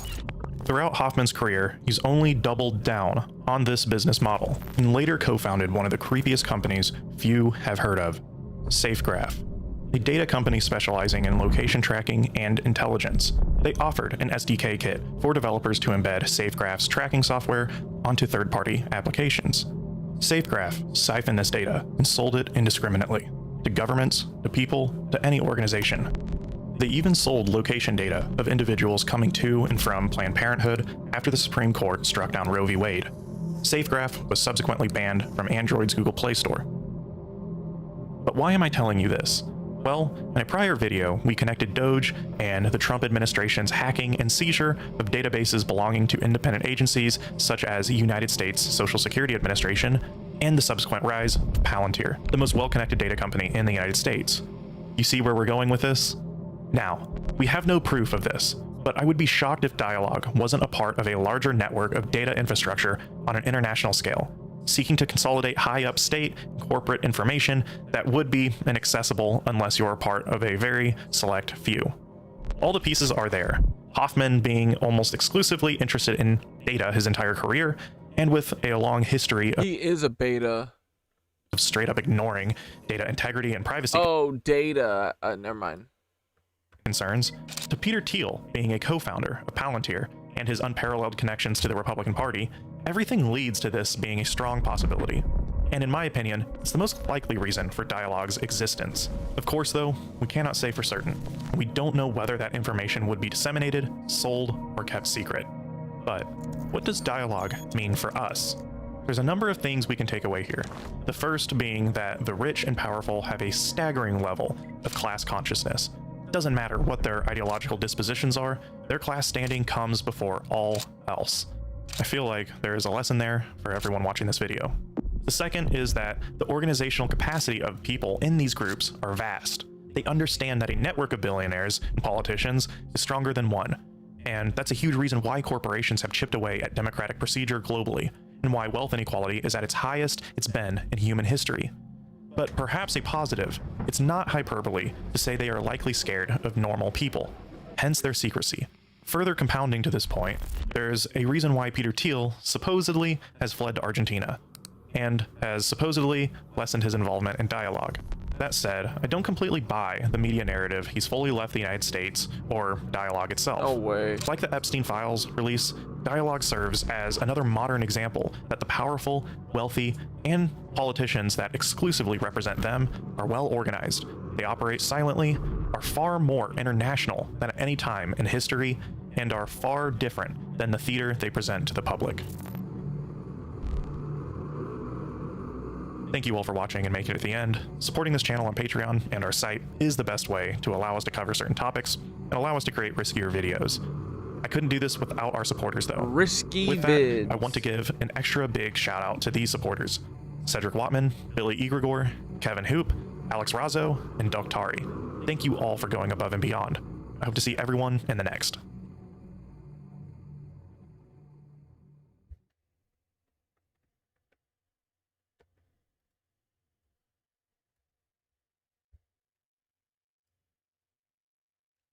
I want to watch Becca's video.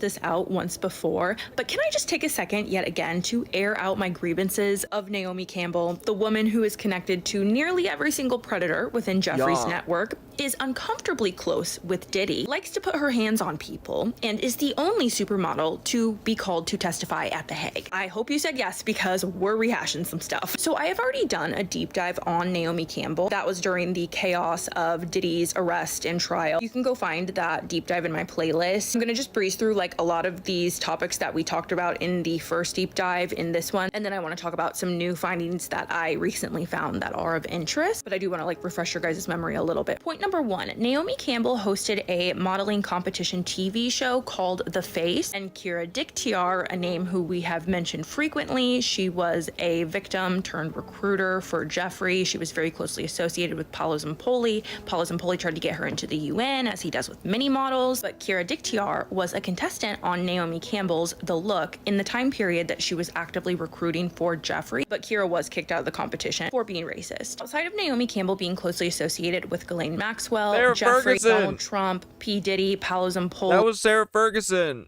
and Harvey Weinstein, she's literally closely associated with all of their demented friends as well. From Kevin Spacey to Mike Tyson, who we know spent time in prison for R word, to Sarah Ferguson, the ex-wife of the former Prince Andrew. Like literally from royalty to the music industry, Naomi Campbell is connected with everyone. It's unbelievable. Point number two, Naomi Campbell also dated Flavio Briatore, who is very closely associated with Jeffrey's network and a longtime friend of Paolo Zampoli. He's also friends with multiple other figures who are in Jeffrey's operation, including Tom Barak, who is our ambassador to Turkey, and Flavio Briatore and Donald Trump go way back, as Flavio Briatore was the host of Italy's version of The Apprentice, and Flavio Briatore basically played the character that Donald Trump was in the US version of The Apprentice. In fact, it was Naomi Campbell's birthday party that was hosted by Flavio Briatore on a yacht that produced the infamous photographs of Jeffrey and Ghislaine parading around a teenage Virginia Giuffre, showing her off to partygoers on this yacht at this party that was hosted by Flavio Briatore for his girl. And isn't Briatore the guy who runs one of the F1 teams? He was in the last season of Drive to Survive, I believe. Friend at the time, Naomi Campbell. Number three, Naomi Campbell is Red Bull. Didn't they hire him to run Red Bull? is also a close friend of Catherine Glock, the widow of Gaston Glock, who founded one of the largest weapon manufacturers in the world. Catherine Glock inherited her husband's fortune when he passed away at the age of 94. They had a 51-year age gap. And if you look into the lore of Catherine Glock, you will see that, at least in my opinion, this woman 51-year age gap. That's incredible, dude. Is a very shifty, evil, weird woman, and it makes complete sense why Naomi Campbell would get along with her. Naomi Campbell is also the only supermodel who has been called to testify at The Hague. And Naomi Campbell was forced to testify at The Hague due to her friendship with the former president of Liberia and war criminal Charles Taylor. We talked about Charles Taylor in depth, the original Naomi Campbell deep dive, but in a nutshell, Charles Taylor is a convicted war criminal who is largely responsible for the devastation of Sierra Leone, which, as we know, is one of the largest diamond exporters in the world. As his time as president of Liberia, Charles Taylor wanted to exploit the diamond reserve in Sierra Leone, so he paid a rebel group and provided them with weapons. This rebel group is known as the RUF, or the Revolutionary United Front, and Charles Taylor employed this group to go overthrow the legitimate government of Sierra Leone. The mass majority of victims of the RUF in Sierra Leone were civilians, women, and children. The RUF took over villages in Sierra Leone. They kidnapped thousands of children and forced them to be child soldiers. The RUF would remove limbs from innocent civilians, permanently mutilating and disabling them, and that doesn't even cover even close to everything. What happened in Sierra Leone that was funded by Charles Taylor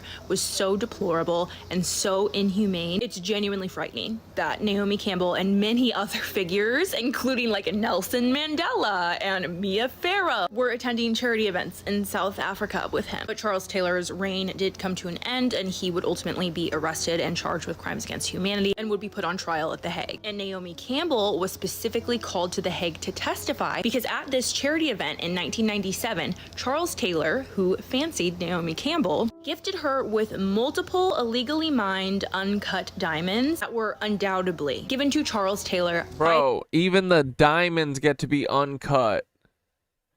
We're over here cut, except for a couple of us. And by us, I mean y'all. And the diamonds aren't even cut. This is crazy. The RUF in exchange to and then Oracle sponsored the fucking Red Bull team too. That's right. Further arm them. But Naomi Campbell basically had to explain why she had these diamonds in her possession and how she got these diamonds in her possession at The Hague. And her attitude while she was there was just deplorable, disgusting. She was so blasé, she didn't care, she didn't want to be there. She was literally being so rude. Yeah, dude, what if Nelson was replaced after his imprisonment and he did actually die, and the Howie Mandel effect of that whole thing is just a mixture. They're both true. He did die and he's still alive. Well, not anymore.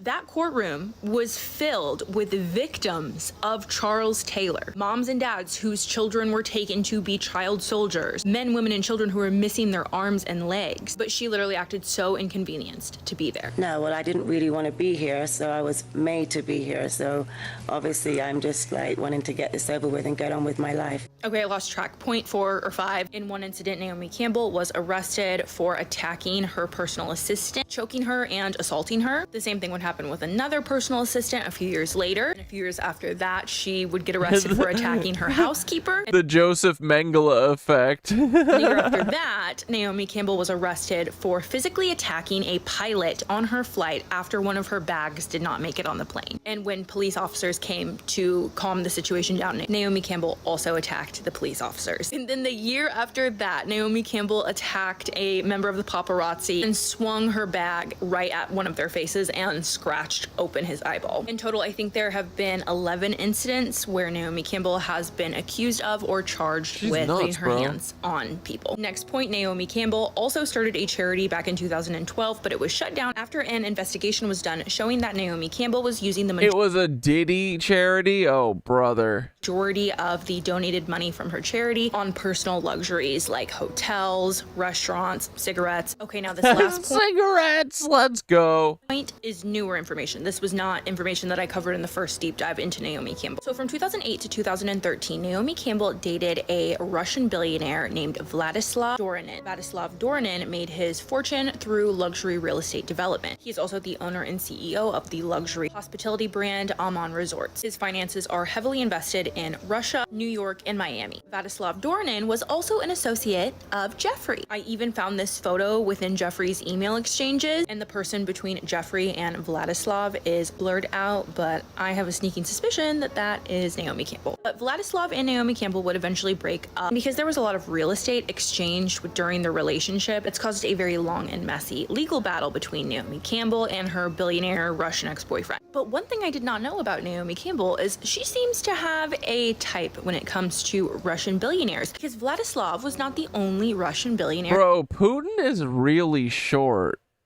Or is this guy a giant? Naomi Campbell also dated the Russian oligarch Mikhail Prokhorov, and we have talked about that name before. Mikhail Prokhorov's name was listed alongside Paolo Zampoli's in an email to Jeffrey where the sender identified Mikhail Prokhorov, Paolo Zampoli, and two other figures as unalivers. But wait, it gets crazier. Remember Kira Diktyar, who we just spoke about and we've talked about extensively over on my page before? Yes, the victim turned recruiter who worked for Jeffrey, who was on Naomi Campbell's modeling competition show. And as we know, she was also very close to Paul Zampoli. Amanda Ungaro knew her. According to Amanda, Kira used to go around telling other models that her firstborn child was fathered by Vladimir Putin, and Kira trained as a rhythmic gymnast under one of the mothers of Vladimir Putin's children, who was an Olympic rhythmic gymnast for Russia. If you want more lore on Kira Diktyar, you can go look at the playlist on my page, or you can read this article. But anyway, Kira was also in a relationship with Mikhail Prokhorov. In fact, there were rumors that Kira and Mikhail actually got married, because in some of the email communications in the files, we can see that Kira is using the last name Prokhorov, Kira Prokhorov, as in Mikhail Prokhorov, in her email signature. And fast forwarding to somewhat recently, Naomi Campbell has been spotted with her ex-boyfriend who hosted her It does yacht look like Ivan Drogo. party in which a teenage Virginia Giuffre, Jeffrey, Vladimir Ghislaine were in attendance. Putin. Like, genuinely, there's just no good reason that Naomi Campbell should be so closely associated with so many deplorable figures across multiple different industries and walks of life. Close ties with Russia and the blue and white state, even like connections to Saudi Arabia. As we know, Naomi Campbell also dated a Saudi billionaire who is mentioned in the files along with his father, and said Saudi billionaire would then go on to date Rihanna. This woman has just seen What the fuck? so much and been around so many people, and I'm very curious as to why she hasn't been looked at as like a person of interest within the files. I mean, Virginia Giuffre called her out by name on her social media before her shocking and untimely And now she's dead. passing. There should be full-blown investigations into absolutely every single name that the survivors have ever spoken, male or female. Anyways, I just wanted to share that information with you guys and kind of rehash my grievances surrounding Naomi Campbell. Putin claims to be 5'7", but then reports state that he's actually closer to 5'5". Oh, man, that's unfortunate. And I feel like if I keep digging, I'm going to find more. That's all I want to share with you guys for now. I'll see you in the next one. I know that we've hashed this out once before. Okay, so like we know the Natalie Harp girl, right? The girl who everyone calls like the human printer, Donald Trump's hospice nurse, professional diaper changer, all of these things, right? Yes, that's not good enough for me. I need to know more. Natalie Harp, I did a little digging. So first of all, her job history is like kind of funny with the whole narrative that she is like the REI.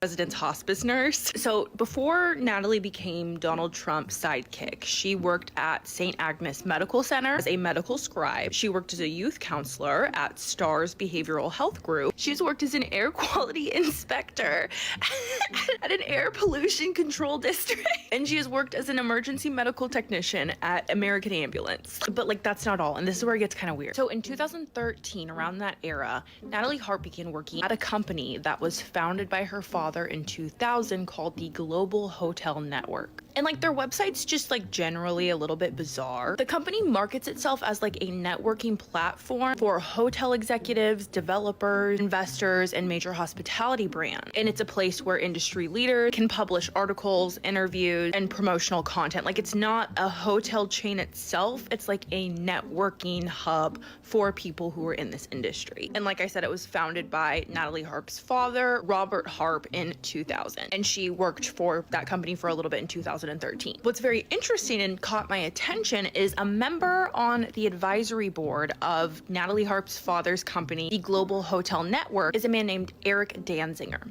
Eric Danziger is the former CEO of Trump Hotels. And Donald Dude, his kids are so ugly. Trump and his hotels are heavily promoted through the Global Hotel Network. Here is a full list of the advisory board members of the Global Hotel Network company. And as you can see, Eric Danziger is on there, amongst many other very wealthy and powerful CEOs and hotel chain owners. So there's a connection between Natalie Harp's father and Donald Trump's business interests that go back many, many, many years. Now, Natalie Harp's father, Robert Harp, passed away at the age of 61 in July of 2020. And all that we know is he passed away unexpectedly in his home. The month after Natalie Harp's father passed away, Donald Trump invited Natalie to speak at the RNC. Later that month, Donald Trump invited her to be a part of his advisory board for his 2020 presidential campaign, and she accepted. The rest is history. They've basically been inseparable since then. So I don't really know what to do with any of that information, but I feel like it helps me understand Natalie Harp a little bit more, outside from simply knowing that she came from a devout Christian family, went to Liberty University, and is known as Donald Trump's hospice nurse. I just figured I'd share this information with you guys. Okay, so like we know the Natalie Harp girl, right? The girl who...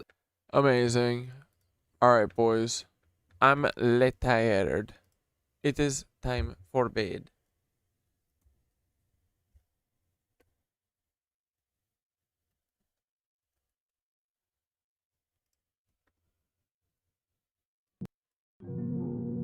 Oh yeah, here we go.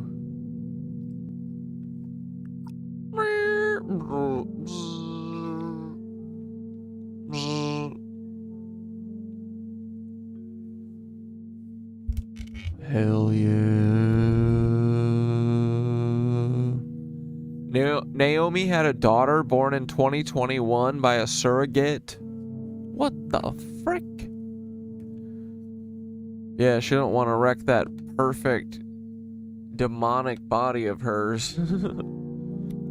Minus the face, honestly. She truly, Naomi Campbell, if I had to guess just looking at her face, she's got a severe, mean looking face. She looks like a meanie head. She kind of looks like someone who might traffic kids or something, just from how, you know. If she was super nice, it would be so unfortunate, her face. Because she is, I don't know. There's a bad aura coming off of Naomi Campbell. Her eyes, not nice.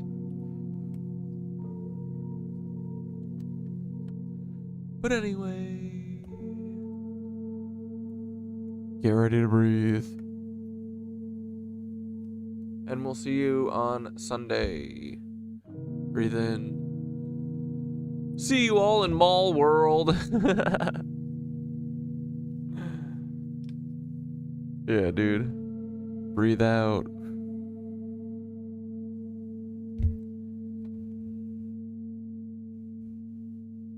Breathe in. Maybe I will join Mall World when I go to Costa Rica, because I'm assuming I won't be smoking weed. Dude, that'll be crazy. I might get my dreams back. Alright, here we go. Take one slow breath in.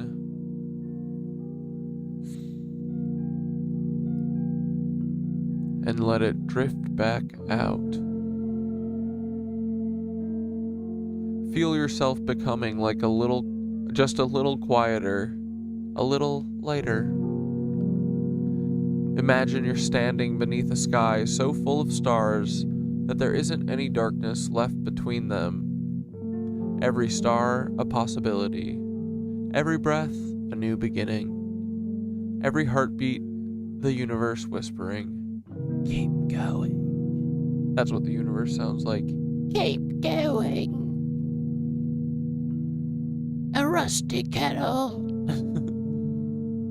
Now imagine somewhere out there, somewhere out there, all world. Another group is looking up at their own night sky, laughing, wondering, asking impossible questions. Just like we are. Maybe we're all part of the same great conversation. Tonight, we shared some laughs. We explored strange ideas. We enjoyed each other's company. And for a little while, our tiny corner of the universe became a little brighter because we are here together. Take one final deep breath in.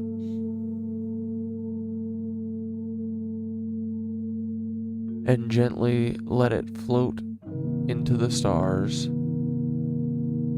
Good night. Ta-ta. We'll see you frickin' Sunday. Fun day.